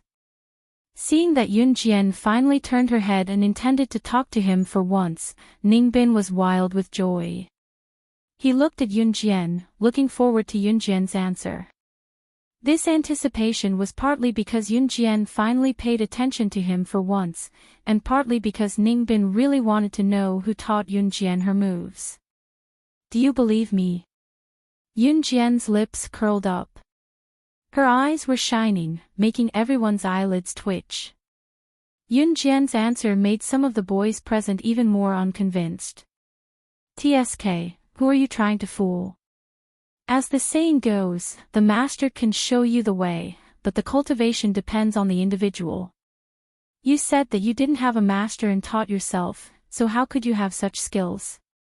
Someone was unconvinced and retorted to Yun Jian. This was indeed the truth, and the old saying was also reasonable. However, Yun Jian's moves were indeed not taught by anyone.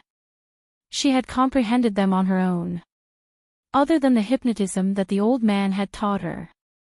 These killer moves were figured out by Yun Jian on her own. She was a living person who had crawled out from a pile of corpses. She had killed many people and dealt with many experts, so some moves naturally appeared. You don't believe me? Yun Jian raised her eyebrows. Then she changed her tone. Her slightly curled lips instantly calmed down. What if I say that I'm an assassin who crawled out from a pile of corpses, and that's my experience after killing countless people? Would you believe me? Yun Jian's eyes darkened, and her murderous intent rose. She had never been a person who would do her job and speak her mind. As soon as Yun Jian finished speaking, even Zhuo Linwei, who had just lost to Yun Jian, was stunned again. Assassin. If she was really an assassin who had crawled out from an assassin organization, then everything made sense. Everyone present was dumbfounded. Their eyes widened, and they all looked at Yun Jian. Kill, kill, kill. You're an assassin. Ning Bin was terrified by Yun Jian. Just when everyone thought he was to tell the truth, she glanced to the side, and sneered, You believe that? Yun Jian did not like people like Ning Bin, so she did not hold back when she spoke. After saying that, Yun Jian immediately turned around. She was already walking toward Zhang Xiaofeng and the others. She even commented on Ning Bin, stupid. When Yun Jian reached Zhang Xiaofeng and the others, Zhang Xiaofeng and the others were already out of breath from laughing. In fact, from the beginning, Zhang Xiaofeng and the others were disgusted by people like Ning Bin who liked to speak in a sarcastic manner and pretended to be arrogant in front of others. Yun Jian's action just now was obviously to attack Ning Bin from the side. Yun Jian's action just now was more satisfying than directly insulting Ning Bin. As expected, after Ning Bin was criticized by Yun Jian, his face instantly darkened. Master, you're the best. Zhang Xiaofeng gestured at Yun Jian. Ha! Ling Yichen also laughed unkindly at the side. Yun Jian, I didn't expect you to be so good. Meng Lin could not help but praise.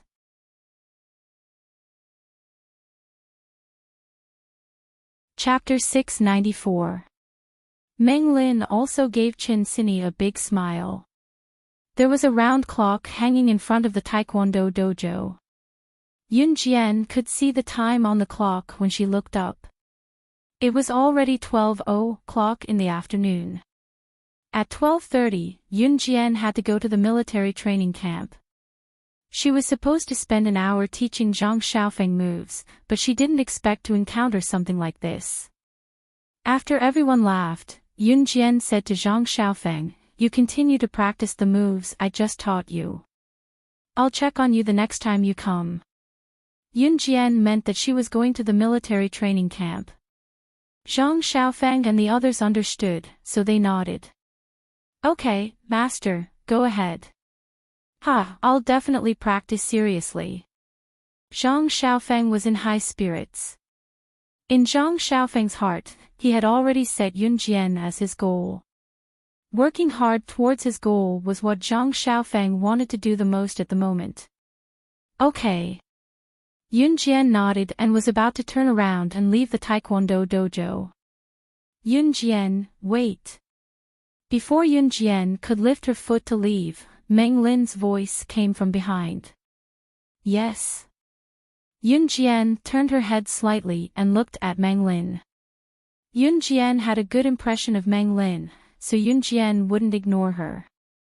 I'm going to start school tomorrow. I'll be leaving at 4:00 in the afternoon.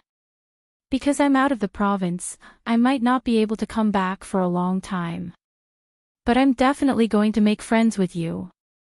You can come and play with me during your next break. Yi-chan knows where my school is. Meng Lin invited Yun Jian. It was apparent that the tomboy Meng Lin, who was tall and short-haired, was really planning to befriend Yun Jian. Okay. Yun Jian narrowed her eyes slightly. She looked at Meng Lin's bold appearance and immediately agreed. Okay. Meng Lin also nodded vigorously at Yun Jian. Under everyone's gaze, Yun Jian walked out of the Taekwondo dojo. If he left for the military training camp at 12:00, he would naturally arrive on time at 12:30. Chu Ning, Chu Xiangnan, and the rest had been training at the training ground since early in the morning. When they saw Yun Jian, the rest of Team Monarch gathered around her. Chu Xiangnan walked up to Yun Jian in an even more exaggerated manner and said bluntly, "Hey, Yun Jian, did you know? I heard that our officer Gu is getting married." And this news came from an old officer who is very close to Officer Gu. He said that the date hasn't been set yet, but this matter is most likely going to happen. What do you know? Go away, go away. I'll tell Yun Jian, Chu Ning pulled Chu Xiangnan away and squeezed herself in front of Yun Jian before continuing. Hee, Yun Jian, don't listen to that idiot Chu Xiangnan's nonsense, but it's true. It said that Officer Gu divorced his ex-wife a long time ago and is planning to get married after the new year. That's because this morning, Officer Gu submitted a marriage application to the higher-ups. I wonder who's lucky enough to marry Officer Gu now. It's really hard to find a man as good as Officer Gu. Chu Ning could not help but be a little infatuated. After all, Gu Yunjian's looks were not bad. With a proper military face and a proper military uniform, Gu Junjian was really worthy of a valiant military posture. However, even though Gu Junjian was already in his 40s, it was not hard to tell that Gu Junjian was not bad-looking when he was young. Since Officer Gu is so good, why don't you marry him? Chu Xiangnan glanced at Chu Ning. He did not realize that he had said something so sour. You. F***CKU. Chu Ning clenched her fists and chased after Chu Xiangnan as soon as she heard him. Yun Jian chuckled awkwardly, the corners of her lips twitching subtly. What should she say? That the person who said that Officer Gu was getting married was her mother. It turned out that Gu Junjian had already submitted a marriage application to the higher-ups.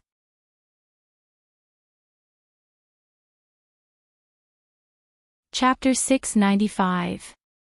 However, Yun Jian did not expect Gu Junjian to act so quickly. He had just confirmed his relationship with her mother not long ago, and he had already applied for marriage from his superior. However, it was obvious that Gu Junjian was sincere about Qin Yiru, and Yun Jian was relieved. Chu Ning and Chu Xiangnan soon got into a fight. Lu Shiyun and the rest glanced at Chu Ning and Chu Xiangnan helplessly. How childish. Jiang Weiwei chuckled, but there was no hint of mockery in her words. To Jiang Weiwei, she had already integrated into Team Monarch.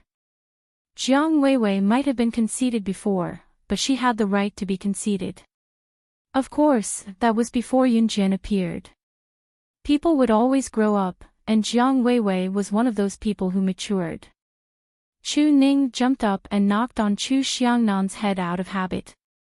Then, before Chu Xiangnan could react, she ran back to where Yun Jian and Jiang Weiwei were and hugged them to hide. Damn it, damn it. Chu Xiangnan called out in dissatisfaction, but he did not chase after Chu Ning to argue with her like Chu Ning did. Although his code name is Lei Ting, he's actually being beaten up by girls. Even the taciturn Hong Fan could not help but use simple words to describe Chu Xiangnan's situation. Lei Ting was Chu Xiangnan's code name. When these words came out of Hong Fan's mouth, they sounded very different. Damn it, Hong Fan, even you dare to say that about me. Take this. Chu Xiangnan gave in to Chu Ning, but he would not give in to a boy. Therefore, after hearing Hong Fan's words, he charged at Hong Fan, and the two of them hugged each other. Just as Chu Xiangnan and Hong Fan were having fun, Yun Jian's melodious voice was heard again. Officer Gu is here. Upon hearing that Officer Gu had arrived, Chu Xiangnan and Hong Fan, who were huddled together, immediately let go of each other. The two of them were like primary school students who were fooling around in class, but suddenly saw the teacher and immediately sat up straight. Chu Xiangnan quickly loosened his grip on Hong Fan. He looked around and shouted, "Hey, where is he? Where is Officer Gu?" Yun Jian smiled. "I lied to you." After hearing Yun Jian admit to lying, Chu Ning could not help but laugh out loud. She laughed so hard that tears almost rolled down her cheeks. She didn't expect Yun Jian to be a liar. After laughing, Chu Xiangnan and Hong Fan started fooling around again. Lu Shiyun calmly walked over to Yun Jian and said, "We'll be going to the military academy in Min City in a few days. We'll be going home once every month or half a month." As soon as Lu Shiyun finished this steady topic, Chu Xiangnan and Hong Fan, who were still fooling around, stopped their movements. Everyone turned to look at Yun Jian. Yun Jian was currently in her third year of junior high school and could not enroll in the military academy yet. As for Team Monarch, they had been together for a long time. Now that they were about to part under such circumstances, it was natural for them to feel a little sad. After all, Chu Ning and the rest would not usually come to the military training camp if they were to go home once a month or half a month. Once they went to the military academy, the training grounds would naturally become the academy's own grounds. Aya, why are you all so sad? It's not like Yun Jian won't come to the military academy to look for us. It's just half a year. Chu Ning tried to lighten the mood, but she was feeling rather sad too. That's right. Yun Jian, you can come and look for us during your holidays. Chu Xiangnan added.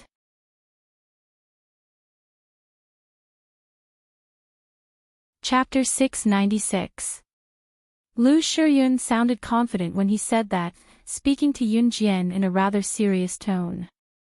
That's right. We'll work hard to become people who can fight alongside you.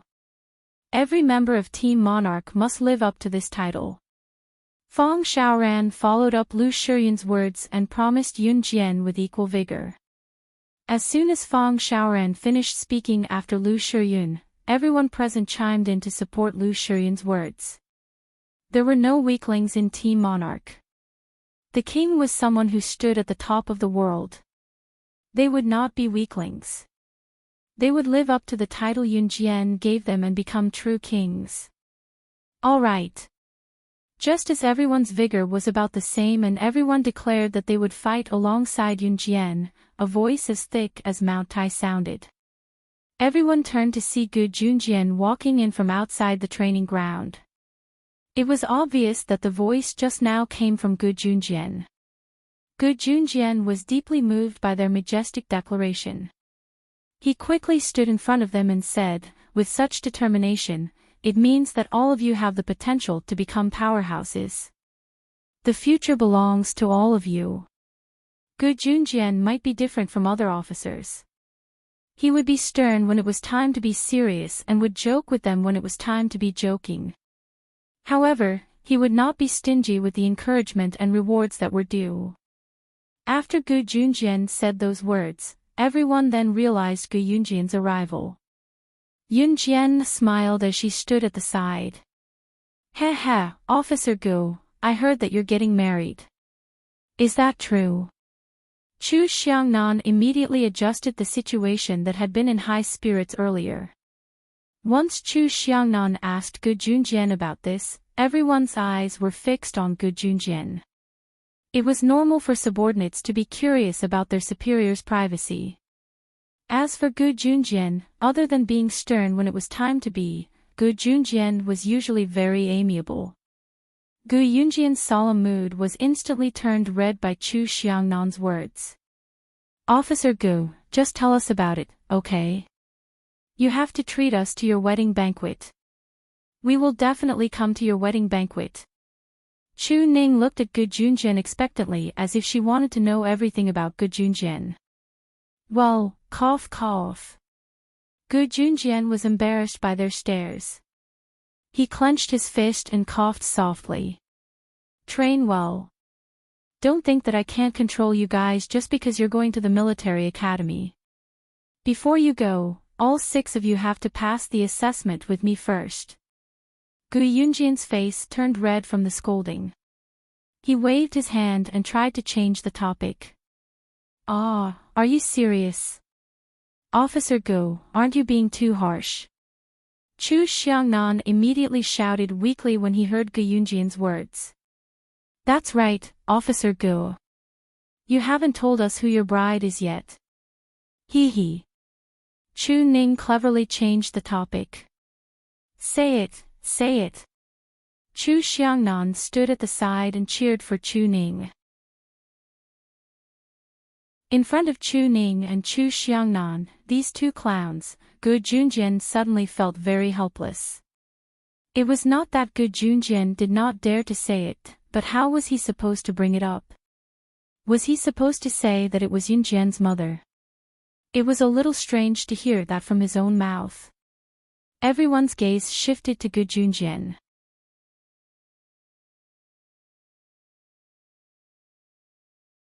Chapter 697. Yunjian's sudden words shocked everyone present. When they came back to their senses, they turned to look at Yunjian. "Are you kidding?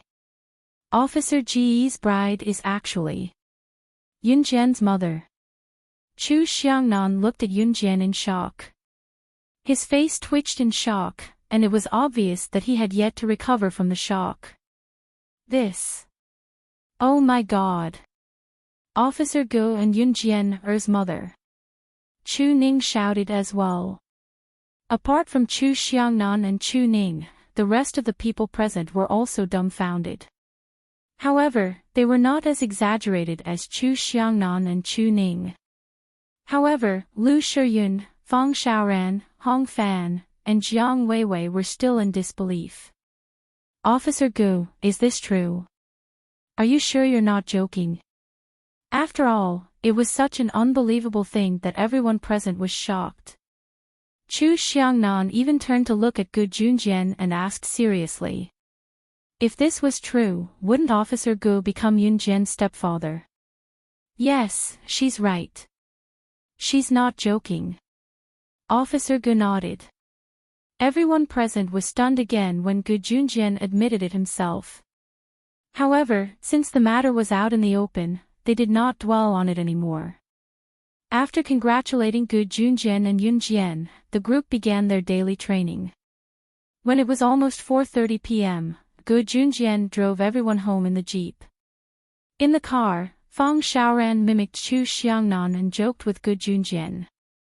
No wonder Officer Gu always sends Yunjian home last. So it's because he wants to stay at Yunjian's house.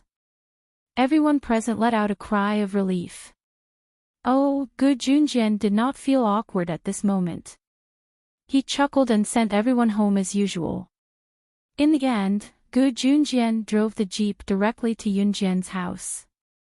Yunjian and Gu Junjian stepped into the house at the same time and saw Qin Yiro walking toward them. "You're back." Qin Yiro rubbed her hands. Her hands were still wet, and it was obvious that she had just washed her clothes. "Yes." Yunjian nodded and went upstairs to look for Ce, Xiao Yunju, Duanli, and Duanya. Yunjian directly ran to Xiao Yunju's bedroom. She saw Ce casually sitting on the bed with her slender legs apart. Xiao Yunju, Duanli, and Duanya were stacking building blocks on the floor. At this moment, even Duanya, who had been quiet all this time, revealed a smile. However, Duanya was still as silent as before. Of course, this could not be blamed on her.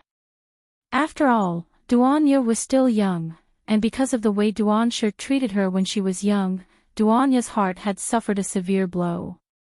Of course, at this moment, Duanya was smiling. This meant that Duanya was not born with facial paralysis or someone who did not know how to smile. As soon as Yunjian walked over, Ce took her hand and pulled her into his embrace. Xiao Yunju, Duanli, and Duanya were still stacking building blocks behind Ce and Yunjian's backs. Therefore, Xiao Yunju, Duanli, and Duanya did not see Ce's action. Ce was sitting on the bed. He pulled Yunjian into his embrace, and Yunjian was pulled to sit on his lap by Ce. Yunjian did not wear much today. Because of the hot weather and the fact that they were going to the military training camp, Yunjian did not wear much. She was only wearing a pair of thin pants. Ce pulled her to sit on his lap. Because he was sitting on the bed, Yunjian could even feel the clamor of a certain part of his lower body. Chapter 698. She was afraid that Xiao Yunju, Duanli, and Duanya would notice her awkward situation, so she allowed Ce to continue taking advantage of her. Sitting in this awkward position, Yunjian was so shy that she could barely control herself. "Let go." Yunjian mouthed silently to Ce. Of course, she didn't make a sound. She was currently sitting on Ce's lap, and she could feel the sensation between her legs becoming more and more obvious. In an instant, she became extremely shy, and an unknown blush covered her face. "I'm not letting go." Ce also mouthed silently back to Yunjian. At this moment, he turned his head to the right, and his eyes met with Yunjian's. When Yunjian heard this, she became even more embarrassed. This was the first time she had been hugged by a boy, and it was also the first time she had been so close to a boy. "This is a house that I built." At this moment, Xiao Yunju's excited voice sounded. Yunjian's eyelids twitched. Usually, at this moment, Xiao Yunju would excitedly turn his head to look at Yunjian and Ce. Then, he would happily shout, "Big sister, big brother Ce, come and see, this is the big house that Xiao Yunju built." If Xiao Yunju saw her sitting in such an embarrassing position on Ce's lap, how would she be able to face him? Big sister. Yunjian had just thought of this. As expected, Xiao Yunju was extremely excited. As he shouted, he wanted to turn around to tell Yunjian and Ce about his magnificent feat. Yunjian struggled to break free from Ce's embrace. However, Ce held her even tighter, and Yunjian could clearly feel that something in Ce's lower body was swelling. "If you move, I'll..." Ce tilted his head and looked at Yunjian. His lips curled into an evil smile as he mouthed silently to Yunjian. That evil look of his was asking for a beating. Ce purposely said the word "I" and didn't say anything else. However, Yunjian understood what Ce meant even if she didn't know anything about men and women. She blushed instantly. At this moment, Xiao Yunju, who was about to turn around, was attracted by Duanli's words. "It's not nice. The big house I built is nicer," Duanli said proudly. Xiao Yunju was so shocked by Duanli's words that he forgot to turn around and ask Yunjian and Ce. He understood women's hearts quite well, so he immediately went along with Duanli's words. "All right, the big house you built is better than mine." Duanli's face immediately lit up and she smiled happily. As soon as Duanli laughed, Duanya laughed as well. Xiao Yunju's childish face gained a hint of handsomeness. When he saw Duanli smiling happily, it was as if he had encountered something delightful, so he smiled brightly as well. Seeing that Xiao Yunju was restrained by Duanli and did not look over, Yunjian breathed a sigh of relief. She was about to hit Siyi's head to make him let go of her when Qin Yiru's voice came from downstairs. Xiao Jian, Ae, come down quick. Mom has something to tell you. With Qin Yiru's shout, Yunjian's heart clenched again. Usually, if Xiao Yunju heard Qin Yiru's shout, even if it was not directed at him, he would quickly turn around to see what was going on, even if Qin Yiru was not shouting to Xiao Yunju. At this moment, he was still sitting on Siyi's lap. Fortunately, even Qin Yiru's shout could not stop Xiao Yunju from playing with Duanli and Duanya. Yunjian breathed a sigh of relief as well. She felt like a thief right now. Chapter 699. Xiao Yunju suddenly turned his head because he wanted to ask Yunjian and Ce if his house or Duanli's house was prettier. However, before Xiao Yunju could finish his question, he saw Yunjian sitting on Ce's lap. Yunju, what's wrong with you? Duanli glanced at Yunju out of the corner of her eye. Seeing that Yunju had turned around and remained silent, she turned her head as well. Duanya imitated Duanli and turned her head as well. However, Yunjian had already jumped down from Ce's lap, so Ce no longer had any motivation to do so. Duanli and Duanya, on the other hand, did not see the shocking scene of Yunjian sitting on Ce's lap. Ahem, nothing. Yunjian pretended that nothing had happened. She glared fiercely at Ce, which made Ce's heart itch even more. At this moment, Yunjian had already walked downstairs. Ce saw that Yunjian was a little angry and had even learned to ignore him. He smiled helplessly and followed her downstairs. Xiao Yunju, who was dumbfounded, remained in his previous position. Duanli saw that Xiao Yunju was dumbfounded. She hurriedly asked Xiao Yunju, Yunju, why does big sister seem angry? Xiao Yunju was dumbfounded. Then, he opened his mouth and said, I saw big sister sitting on Ce's lap just now. Duanli seemed to think for a while. Then, she said, then they must be playing games. Yunju, let's continue to build the house. Thus, the three children continued to play with the blocks in their hands as if nothing had happened. They built a bigger and more beautiful house. Mom, what's wrong?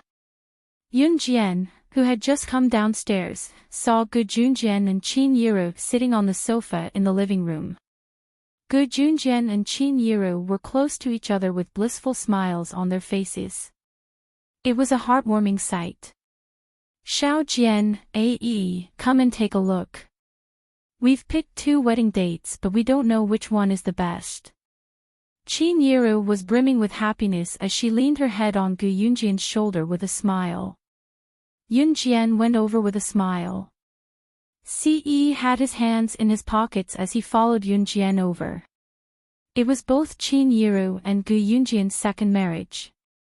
Moreover, they already had children now, so there was no need to make such a big fuss about their wedding. Of course, there was still a need for some extravagance but both Qin Yiru and Gu Junjian agreed that since it was their second marriage, there was no need for an engagement. Although it was her second marriage, from what Qin Yiru could tell, this wedding was truly of her own accord. She was forced to marry Yungang previously, it was not sincere at all. Therefore, Qin Yiru was as excited as a little girl when it came to choosing a wedding date. Yunjian took the calendar from Qin Yiru and saw 2 dates circled in red. Yunjian pressed her lips together before she pointed at one of the dates and told Qin Yiru, this one. Qin Yiru and Gu Junjian craned their necks to see Yunjian's finger pointing at the 21st of the May calendar. 21st of May. 5:21. Let's choose this date. Gu Junjian said with a glance. Okay, we'll listen to Xiao Jian, Qin Yiru replied softly with a smile. Chapter 700. Once the wedding date was set, it was time to send out the invitations. Since it was their second marriage, Qin Yiru and Gu Junjian would not hold a large-scale wedding like they did with their daughter. Besides, other than Dong Yuan and Zhang Meihua's families, Qin Yiru did not have any important relatives or friends.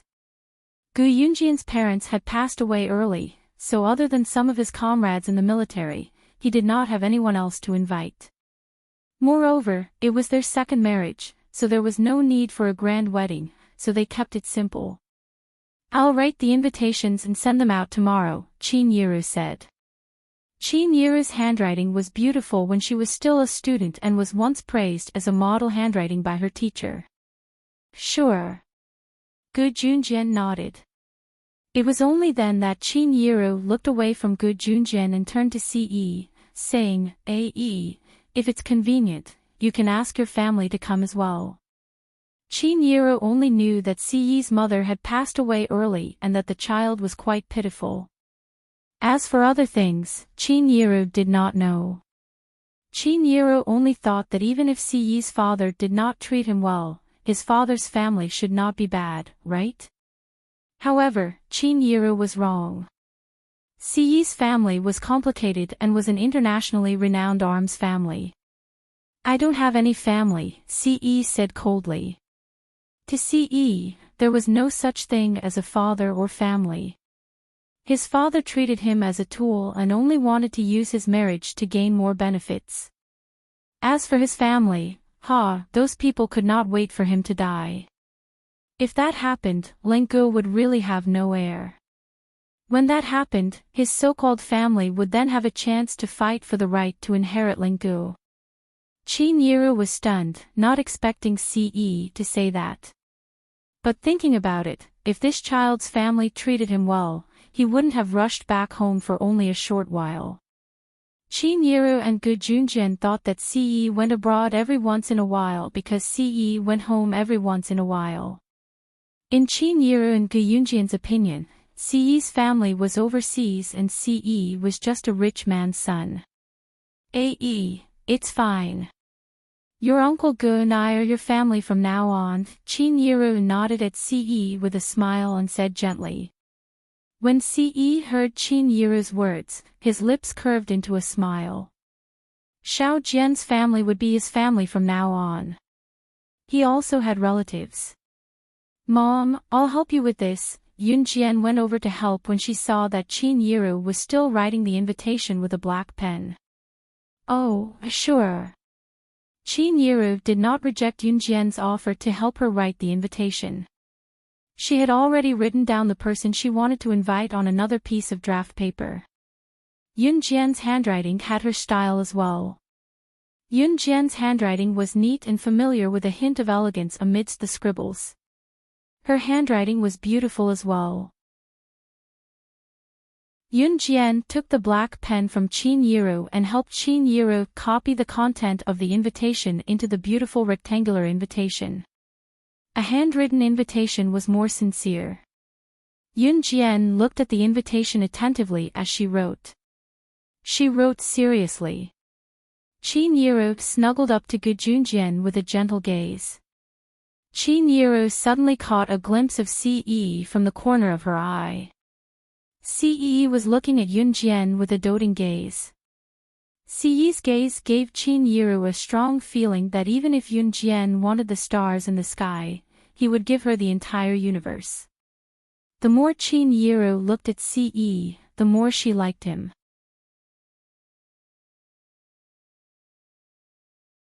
Chapter 701. It only took Yun Jian half an hour to finish writing the invitations for Qin Yiru. Since Qin Yiru and Gu Junjian had already drafted the invitations beforehand, Yun Jian just had to copy them. Mom, I'm done, Yun Jian said as she handed all the invitations to Qin Yiru. There were not many people to be invited, but there were actually a few invitations written. After all, Gu Junjian had plenty of comrades. Qin Yiru nodded and took the invitations from Yun Jian, saying, Xiao Jian, thank you for your hard work. Yun Jian smiled and tucked the strands of hair by the side of Qin Yiru's face behind her ear. Mom, it's not me. You're the one who's worked hard, Yun Jian said with a gentle smile. Qin Yiru had been worried sick for Yun Jian and Yunyi back then. No one could deny that. After some small talk and packing up the invitations, Qin Yiru went to prepare dinner. Yun Jian and Ce followed Gu Junjian out for a stroll at the small park near the villa. There were not many people strolling in the park, but the scenery was quite nice. When they came back from their stroll, dinner was ready. Wash your hands and come eat. Qin Yiru spoke when she saw Yun Jian, Ce, and Ce coming back from their stroll, bringing out the last dish from the kitchen. Yun Jian, Ce, and Ce answered and went forward. Qin Yiru called Xiao Yunju, Ce, and Ce down from upstairs as well. The table of delicacies was filled and the group enjoyed the meal. Other than Yunyi, Dong Wan, and Dong Ruan's son who had gone out to visit friends and relatives, everyone else was present. Yunyi was a student of the first senior high school. She lived on campus as soon as the school started. As for Dong Wan, she didn't go home at all during the new year because she was a high-ranking official and was used to carrying her briefcase everywhere. During the first few days of the new year, Dong Wan was so busy that she was nowhere to be seen. As for the past few days, Dong Wan was free, so she took the child to visit relatives and friends. Even now, she was still busy. Dong Wan also came back halfway, but she didn't stay at home for long. Although Dong Ruan's husband had passed away early, Dong Wan was filial. She treated her deceased husband's parents as her own parents and supported them. Qin Yiru knew that Dong Wan had probably brought her son to the countryside to stay with her in-laws. Wow, so many dishes. As soon as Duanli sat down at the table, she was attracted by the variety of dishes in front of her.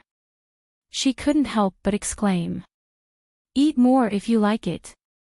Qin Yiru said as she set the table for Duanli with a smile. Duanli nodded vigorously at Qin Yiru's gentle look. Yes, yes.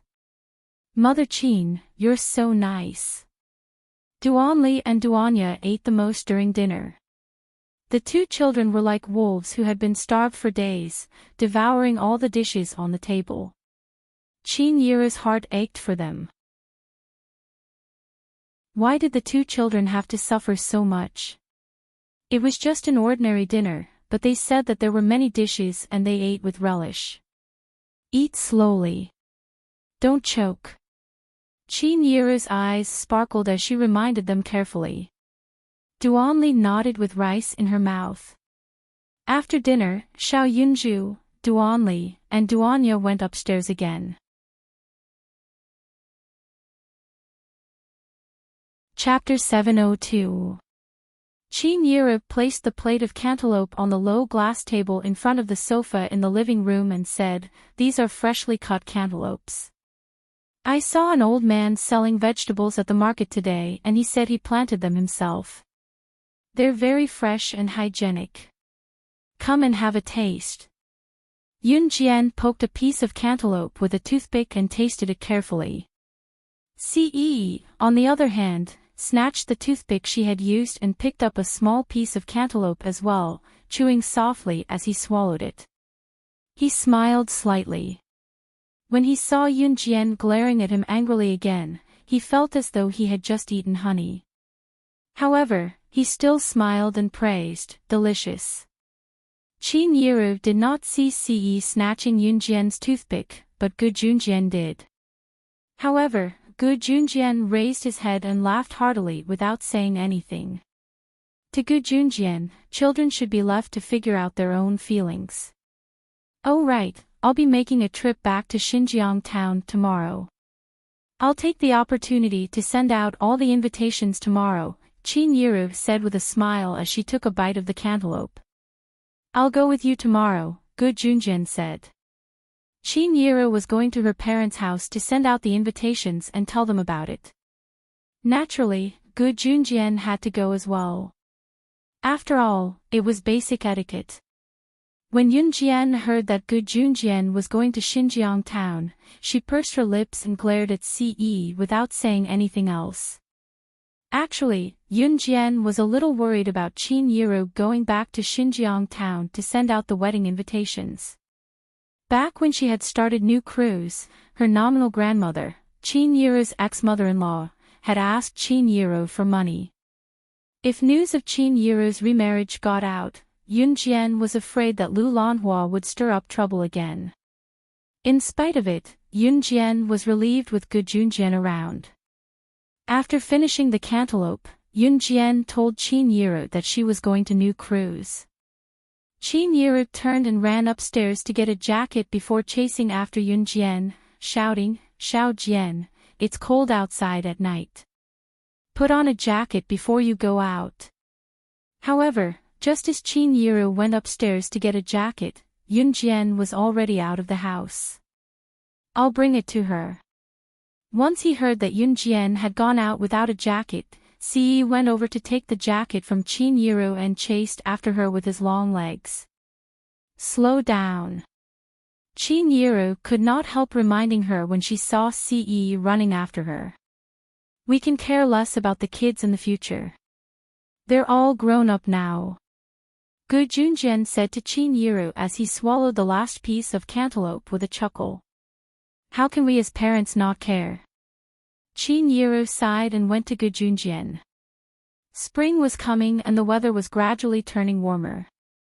The temperature in the day could already reach around 30 degrees Celsius, but it would turn cold at night. Yunjian felt a gust of cold wind just as she stepped out of the mansion, but she did not turn back. Yunjian was only wearing 2 layers of clothing, a thin autumn jacket underneath. When the cold wind blew, she still felt herself shivering. Are you dumb? Running out without a jacket?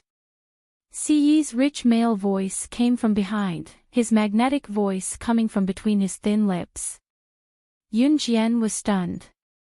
In the next second, a jacket was draped over Yunjian.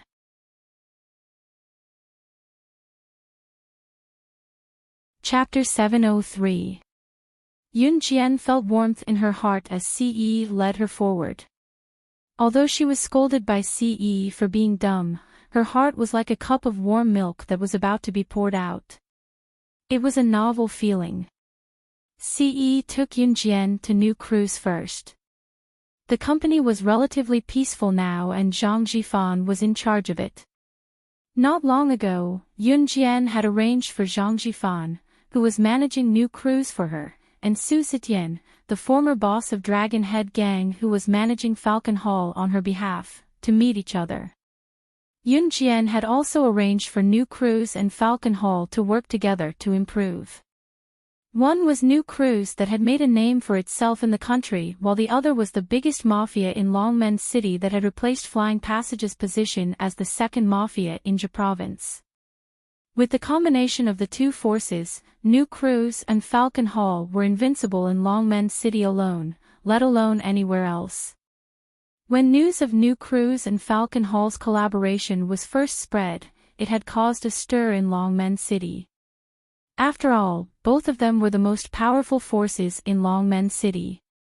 Now that they were working together, who else in Longmen City could go against them? What outsiders did not know was that be it New Cruise that had stirred up a storm in the car marketing industry or Falcon Hall that had changed its name and was led by a woman named Slaying Luo to become the second mafia in Jia Province, they all had one thing in common: they were now just one of Yunjian's forces. If the news were to spread, the whole of Longmen City would probably be embarrassed. Sister Jian, Su Zitian wants me to tell you that Jia Province's top mafia group will be gathering all the major mafia groups in Jia Province in 2 weeks' time. They've invited various international businessmen and politicians. It'll be a grand occasion, so please attend as Falcon Hall's representative. Zhang Jifan conveyed the message to Yun Jian on behalf of Su Zetian. Zhang Jifan was in charge of new crews now, so he did not encounter any bottlenecks. Su Zetian was heavily injured before the new year, so he could not attend the Zhe Province Mafia gathering this time. However, this gathering was different from the usual gang gatherings. For this gang gathering, Zhe Province's #1 gang, the Leopard Pack, had invited many international businessmen and politicians, including some top figures. Under such circumstances, as long as one was smart, one wouldn't let go of this opportunity to make more connections. Okay. Yun Jian raised her eyebrows slightly and agreed. As for Falcon Hall, Su Zetian had left a lot of things to Duan Lei because of his serious injuries. However, Duan Lei still couldn't put on airs. After all, he hadn't been the boss before. After Yun Jian agreed, Zhang Jifan felt relieved. After staying in new crews for a while, Yun Jian and Ce went home. New Cruise was not far from the villa, so the round trip did not take up much time. It was just a walk. Just as he reached home, before he even stepped into the house, a female voice called out from behind him, Yun Jian. Yun Jian turned around and saw Lan Su in a black outfit. The tall and slender Lan Su was the center of attention no matter where she went. At the moment, Lan Su was supporting a man covered in blood with her shoulder. Yun Jian took a closer look and quickly realized that the man was Adam. She was stunned. What's wrong with him?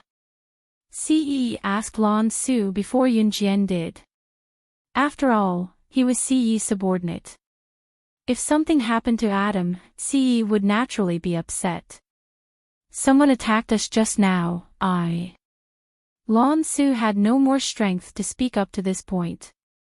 Her whole body leaned forward, and just as she was about to fall to the ground with a thud, Yun Jian reached out and held Lan Su as fast as she could, preventing Lan Su from falling to the ground.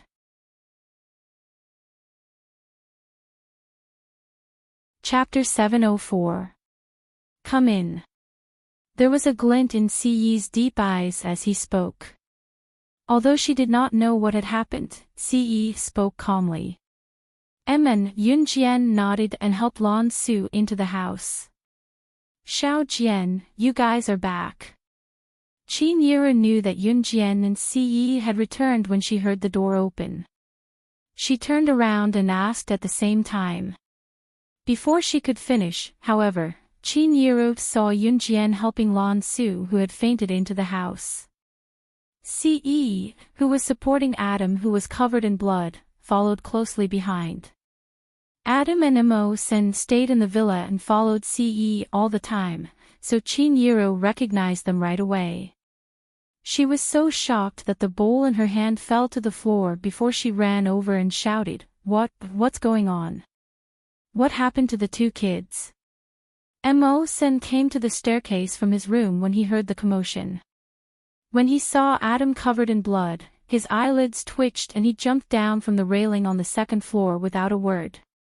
The height of one floor was nothing to Mo. Senator Qin Yiru had already helped Yun Jian to help Lan Su into the house. Mo Sen, on the other hand, ran to Adam. They helped Lan Su and Adam to the big sofa on the first floor to lie down. Qin Yiru was pacing around anxiously. What's wrong with the kids? Why did something like this happen to them? I'll go to the shop not far away and call for an ambulance. Qin Yiru said and planned to run upstairs to get her wallet to call the shop outside. Mom, don't go. Yun Jian's icy voice rang. Yun Jian's icy tone made Gu Junjian, who was about to stop Qin Yiru from taking out her phone from her pocket, pause. Xiao Jian. This person had fainted. And he was covered in blood. Let's send him to the hospital. Any later, Anne. Qin Yiru was so scared that her hands were shaking. When Qin Yiru's hands were severely injured by the loom, she had already lost all feeling. She originally thought that her hand would be gone, but she didn't expect the hospital to treat it. Therefore, once something happened, Chin-Yiro always believed that she could send the patient to the hospital as soon as possible. This concept was indeed correct.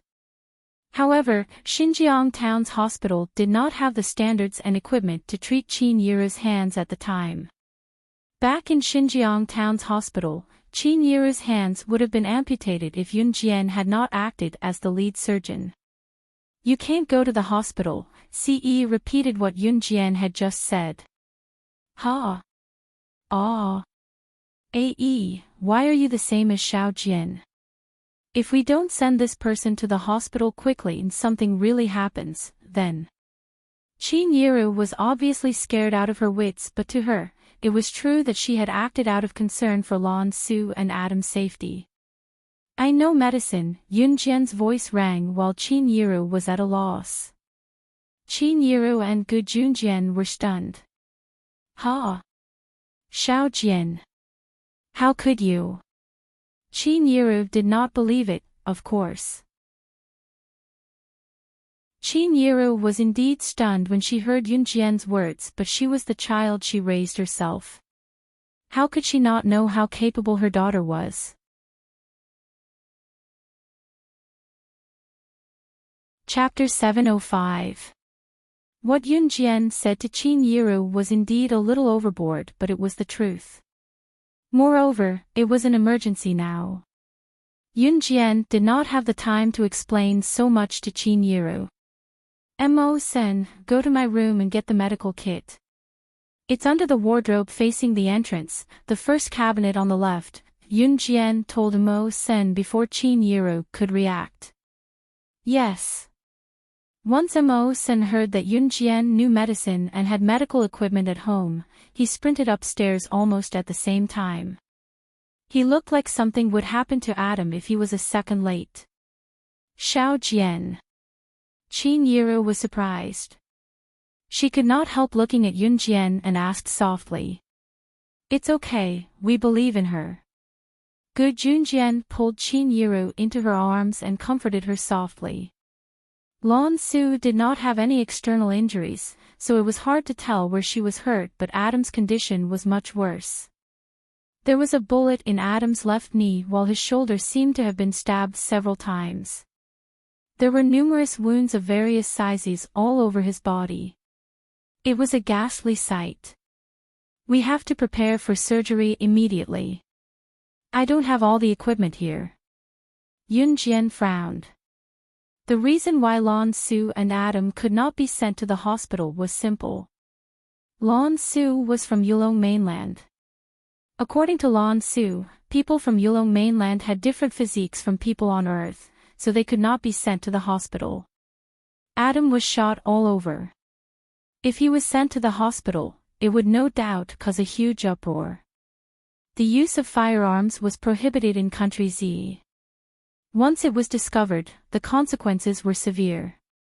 Therefore, both Yun Jian and Ce agreed that Adam should not be sent to the hospital. "It's here." Mo-sen had already jumped down from the second floor with ease, and he was carrying a white medical box in his hand. Chin-Yiro did not expect her daughter to have a medical kit. She was stunned for a while. She suddenly felt that her daughter was different from before. After spending some time together, the current Xiao Jian could always surprise her, which made Chin-Yiro suspicious more than once. However, no matter what, Chin-Yiro would never think that her daughter was not her daughter. Therefore, she did not ask Yun Jian about it. Yun Jian took the medical kit from Mo-sen and took out the items in the kit as fast as she could out of habit. At the same time, she said to Mo-sen, "Go to Falcon Hall's headquarters and bring Falcon Hall's private doctor, a man named Su Zifan, here. Tell him to bring the surgical tools. He must be quick." When Su Zitian was seriously injured, it was Yun Jian who was the chief surgeon. Then, with Su Zifan's assistance, the operation was easily completed. Su Zifan could only be considered as half of Falcon Hall's private doctor before Yun Jian hired him to be Falcon Hall's private doctor directly. Yun Jian was halfway through her words when Immerse dashed out. Since it concerned Adam's life and death, Immerse was duty-bound, just like how Adam had done for him back then. "Auntie, let's go out first." Ce was not well versed in medicine, but he knew that it was disadvantageous for the operation to be carried out with too many people around. He went to Qin Yiru and told her. In spite of it, Qin Yiru was not in the mood for Ce at all. She looked at Yun Jian and asked in surprise, "Xiao Jian, you have dealings with Falcon Hall too?" Falcon Hall was the top mafia group in Longmen City. Qin Yiru knew that Xiao Jian was the director of New Cruise, but it was enough to shock her.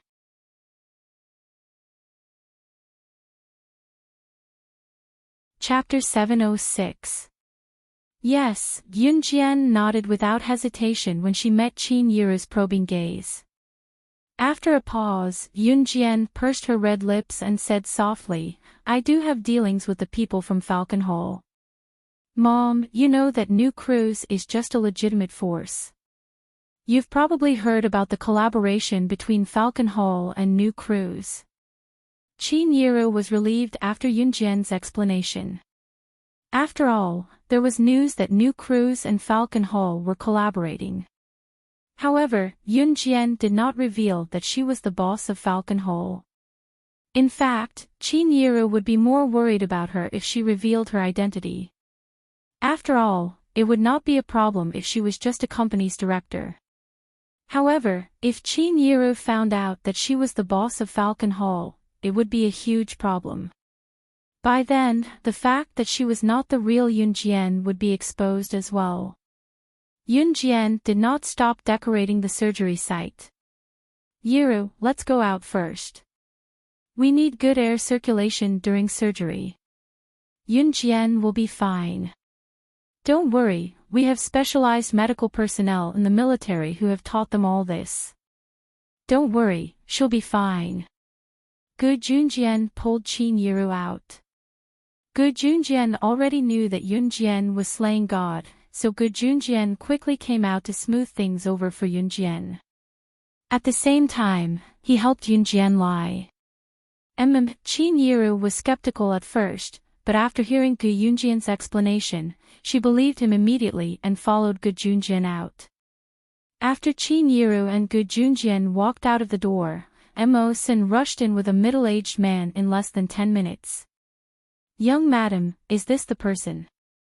Immerse suddenly tossed the middle-aged man who was carrying a bunch of medical boxes in front of Yun Jian. Falcon Hall's boss. Su Zifan recognized Yun Jian immediately when he saw her. Just as he was about to call out her name, he was stunned by Yun Jian's hand gesture. Yun Jian put her right index finger to her lips and made a shuv gesture. Then, Yun Jian spoke as expected, "All of you go out. Only Su Zifan and I will be in here for the surgery." Ce put a hand in his pocket. He did not know medicine, so it was useless for him to stay. Therefore, Ce walked up the stairs and told Yun Jian gently, "I'll go watch Xiao Zhu and the rest." Xiao Yunju, Duanli, and Duanya were still upstairs.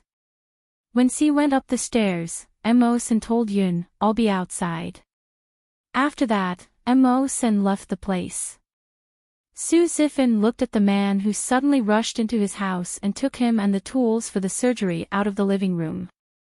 He looked at Yun Jian and said carefully, Yun Jian directly cut off Su Zifan's nonsense, "Be my assistant and I'll give you 15 seconds to prepare."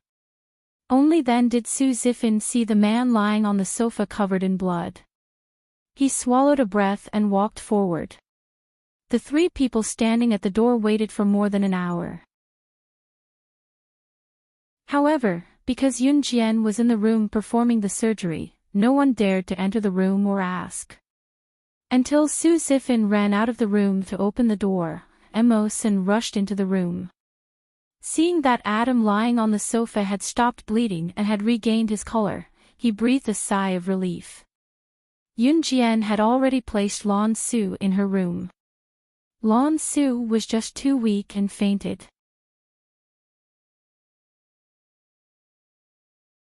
Chapter 707.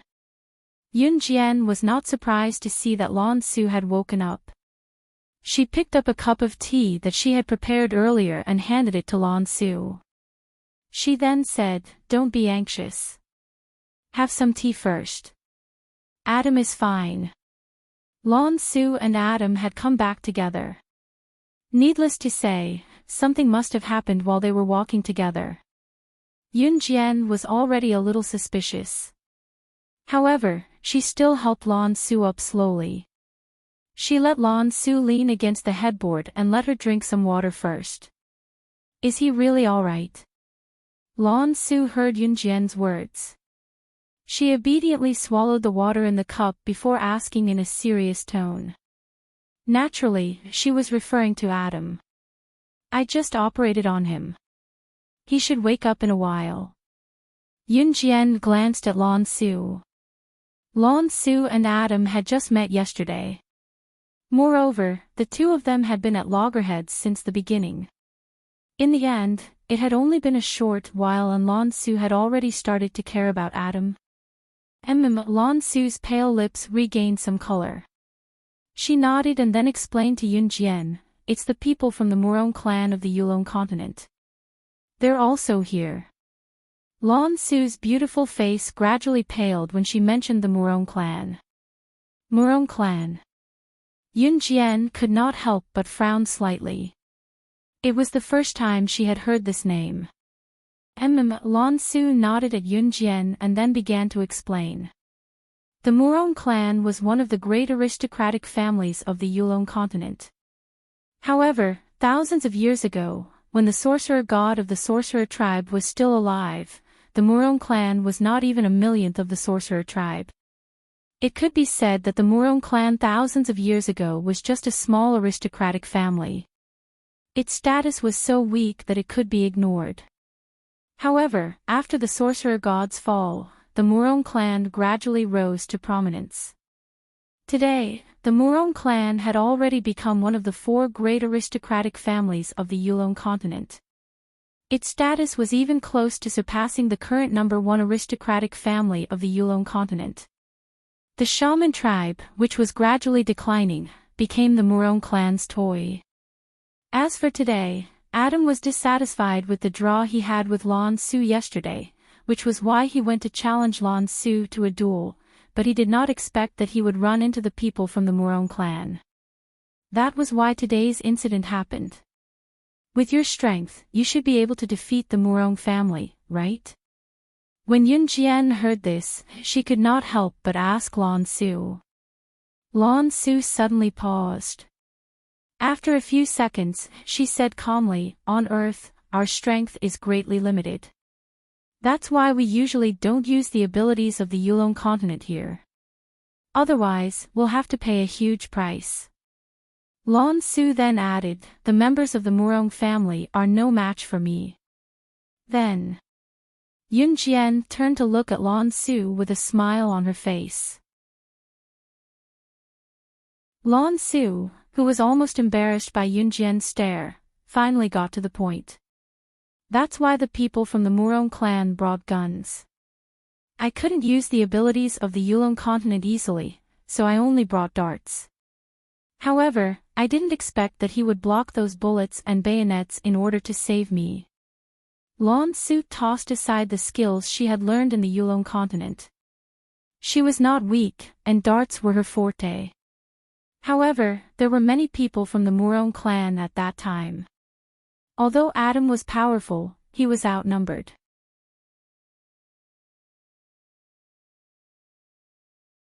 Chapter 708. What are the consequences of using your powers on Earth? Yun Jian asked as she took the empty cup from Lan Su's hand and placed it on the bedside table. She gently laid Lan Su back under the blanket. "I won't be able to cultivate for 100 years. Lan Su watched as Yun Jian covered herself with the blanket. Her thin lips moved slightly, and a trace of seriousness appeared on her cold face. Even Yun Jian couldn't help but move her lips when she heard Lan Su's words. 100 years was a person's lifetime. Most people didn't even live to be 100 years old. Old people in their 80s or 90s were already considered to have lived a long life. Using Yulong Mainland's powers on Earth was equivalent to not being able to take a single step forward for 100 years, no matter how hard one cultivated.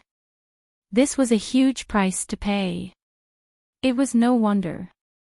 The younger generation of the Murong family that Lan Su mentioned, including the people from Yulong Mainland who came to Earth, would definitely not use Yulong Mainland's powers. After all, stopping one's cultivation for 100 years was crueler than taking a cultivator's life.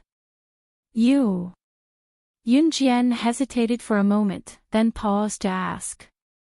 At the critical moment, Lan Su had already made her move. This meant that Lan Su's cultivation wouldn't be able to progress for the next 100 years. I'm fine. Lan Su revealed a sweet smile. Her usual cold face coupled with her current smile made Yun Jian's heart skip a beat. Have a good rest. I'll go downstairs and take a look. Yun Jian said as she tucked Lan Su under the blanket, then walked downstairs. However, just as she walked out of her bedroom, she saw Ce standing at the top of the stairs. His tall and slender figure was very eye-catching. Ce's black hair moved. He turned slightly towards Yun Jian, then walked towards Yun Jian. How was it? Ce looked at Yun Jian.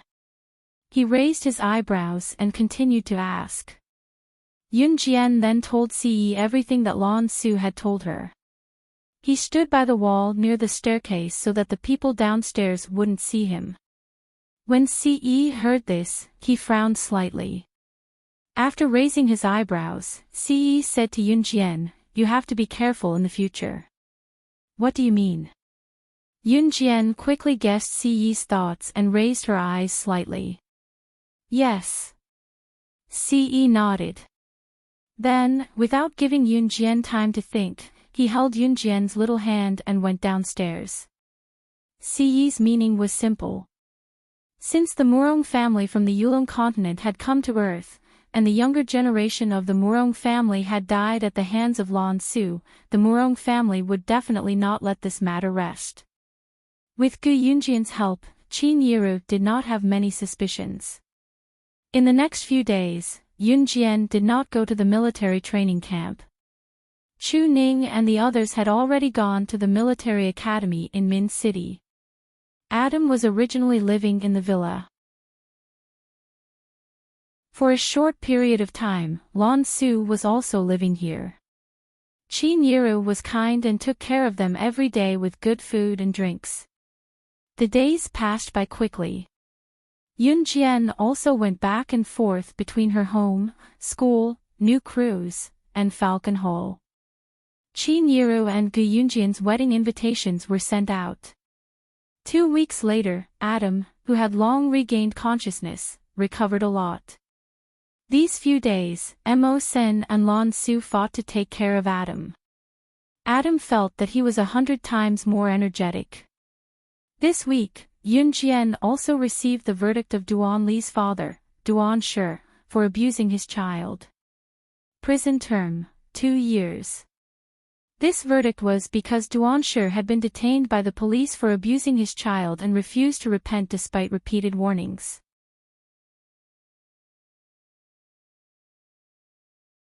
Chapter 709. On this Saturday morning, Yun Jian led Zhang Xiaofeng and Yun Yi home after their morning exercise and went home with Yun Yi. Ce had already returned to Enhun group with only Mo Sin tagging along.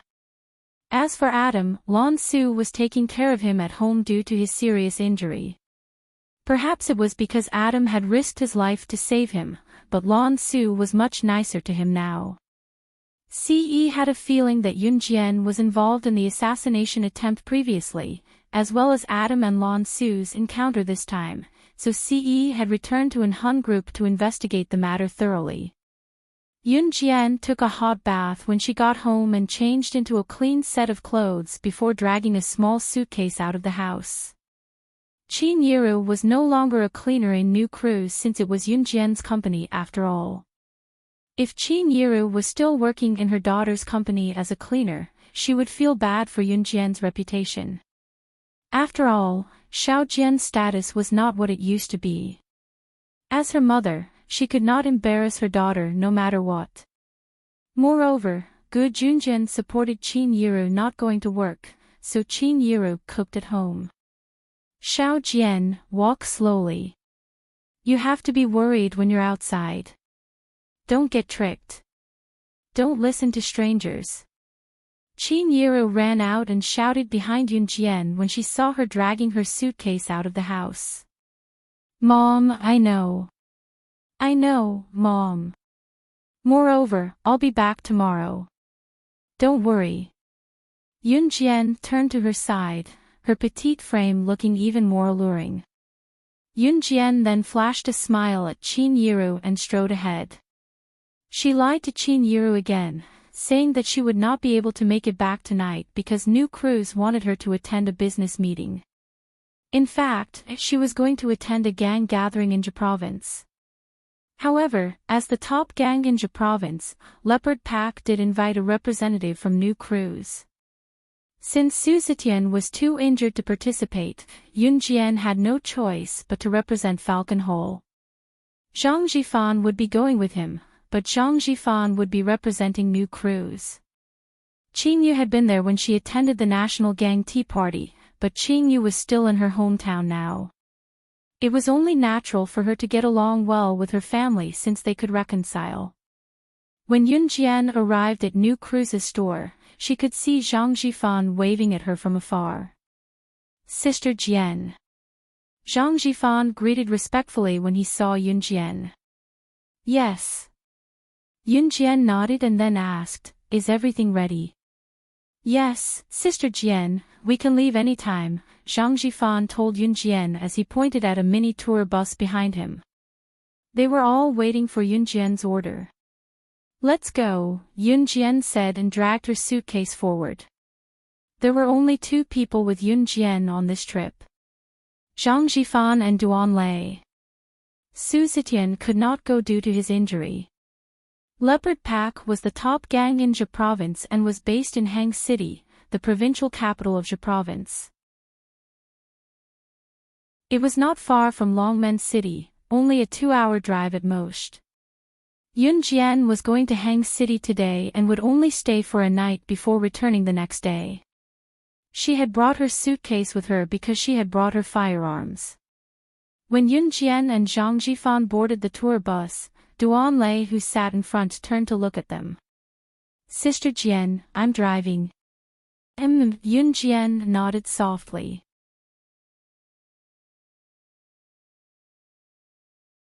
Chapter 7:10. Duan Lei drove steadily. By the time he reached Hang City, it was already past 9 in the morning.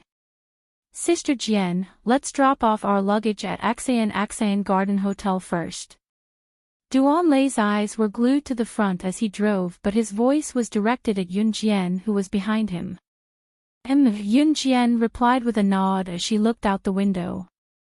Axian Garden Hotel was a 5-star hotel that Leopard's gang had arranged for all the major gangs in Jia Province who were attending the gathering, as well as businessmen, politicians, and internationally renowned figures from afar. The gathering this time was at 8 in the evening. It would be late by the time it ended, so Leopard's gang had prepared a suite for everyone who came from afar. They could check in as long as they reported their identities to the receptionist at the front desk. This was how Leopard's gang's boss treated the guests from afar. Sister Jian, let me help you with your luggage. When they reached the bottom of the stairs of Axian Garden Hotel, Yun Jian's luggage could not be moved anymore. It had to be lifted, so Duan Lei ran over to help Yun Jian with it. Yun Jian had already retracted the luggage handle swiftly and was 1 step ahead of Duan Lei to lift the luggage. It's okay, I'll do it myself, Yun Jian said. As she spoke, Yun Jian carried the luggage to the stairs of Axian Garden Hotel easily. Seeing this, Duanlei didn't insist and followed closely behind. Just as they reached the entrance, they were greeted by a mother and son pair. The mother who walked in front was dressed to the nines. She looked to be in her 20s or 30s as she strutted toward the entrance with her son swaying her hips. Behind this young mother and child, there was a large group of bodyguards dressed in black. Coincidentally, the group of people and Yunjian met one another, one entering and one exiting. Yunjian did not mind. After she went up the stairs of Axian Garden Hotel, she put down her luggage and pulled the lever again to drag it forward. Duanlei and Zhang Jifan followed behind Yunjian as well. Only one door was open at the entrance of Axian New Garden Hotel. The other doors were closed as usual. Yunjian was already one step ahead and was about to enter the New Garden Hotel. Duanlei and Zhang Jifan followed behind Yunjian. Just as Yunjian was about to enter the hotel, the young mother saw her and frowned slightly. Then she looked at Yunjian with disgust, as though she was unhappy that Yunjian had entered the hotel before her and blocked her way out. Therefore, when Yunjian was about to enter the hotel, the young mother opposite her quickened her pace. Yunjian had already noticed the young mother's actions. She frowned slightly and acted as if she didn't notice the young mother taking large strides towards her. Disregarding everything else, the young mother was definitely a competitive person. Just as Yunjian was about to enter the hotel, the young mother pulled her son's right shoulder and tried to use her right shoulder to knock Yunjian as though nothing had happened. Yunjian's eyes flashed. She suddenly realized what was going on. She was one step faster than the young mother. She reached out to pull the lever and swiftly lifted her luggage to dodge to the side. The bodyguards behind the young mother were dumbfounded. How could this young lady be so agile?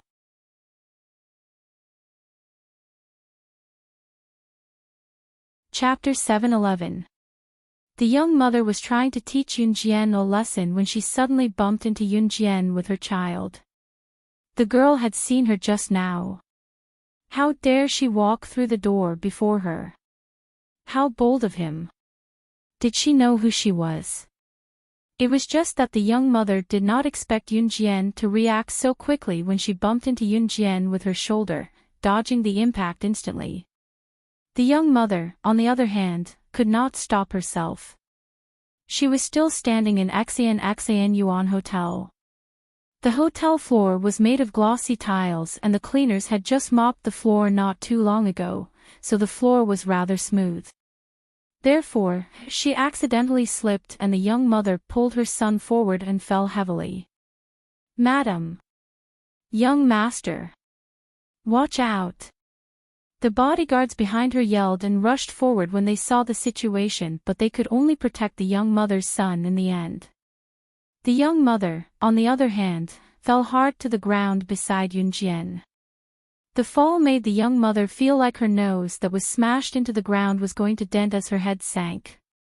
In the next second, excruciating pain spread through her body. Ah! Ah! It was only after the young mother fell that the bodyguards behind her reacted and helped her up. By then, the young mother was already spasming with hatred. She pushed all the blame onto Yunjian. When she was helped up by the bodyguards, the young mother felt like her bones were cracked. She was in so much pain that she could barely stand. In spite of it, the more pain she felt, the more the young mother blamed Yunjian for all the mistakes. "It's all your fault. Why did you dodge? If you didn't, I wouldn't have fallen. Are you crazy?" The young mother pointed at Yunjian and yelled as she was supported by the bodyguards. Yunjian's eyes glinted. She did not expect the young mother to blame her. "Sister Jian," it was obvious that the young mother was being unreasonable. Duanlei and Zhang Jifan, who were behind Yunjian, saw through the whole story and were about to stand up for Yunjian. Yunjian raised her hand to signal them to keep quiet. Duanlei and Zhang Jifan were men who obeyed Yunjian's orders. Since Sister Jian forbade them from doing anything, they kept their mouths shut. In this era, the concept of wealth and social status was very strong. Therefore, even if some rich people were unreasonable, they could still distort the truth. Some rich people's greatest pleasure was to show off in front of people who seemed to be of lower status than them. This type of person was someone who had nothing better to do. And clearly, this young mother was such a person. You were the one who bumped into me first. If I didn't dodge, would I have stood there and let you knock me down? Yun Jian glanced at the young mother from the corner of her eyes, her icy voice laced with a chilling murderous intent. The young mother couldn't help but shiver. But when she thought of her current identity, she raised her head and shouted back at Yun Jian, "It's your honor to be hit by me." As soon as these words were spoken, most of the people present could not bear to continue listening. Yun Jian frowned slightly.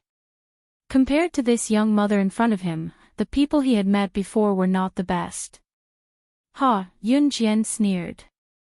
After Yun Jian cackled, she turned to leave, not wanting to be entangled with the young mother. You're tuning into the LoveLore Library YouTube channel. We're so grateful for your support, and don't forget to subscribe to join us on this incredible journey through captivating stories.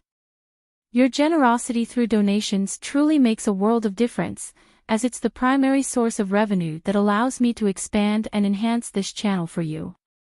Thank you from the bottom of my heart for being a part of this adventure.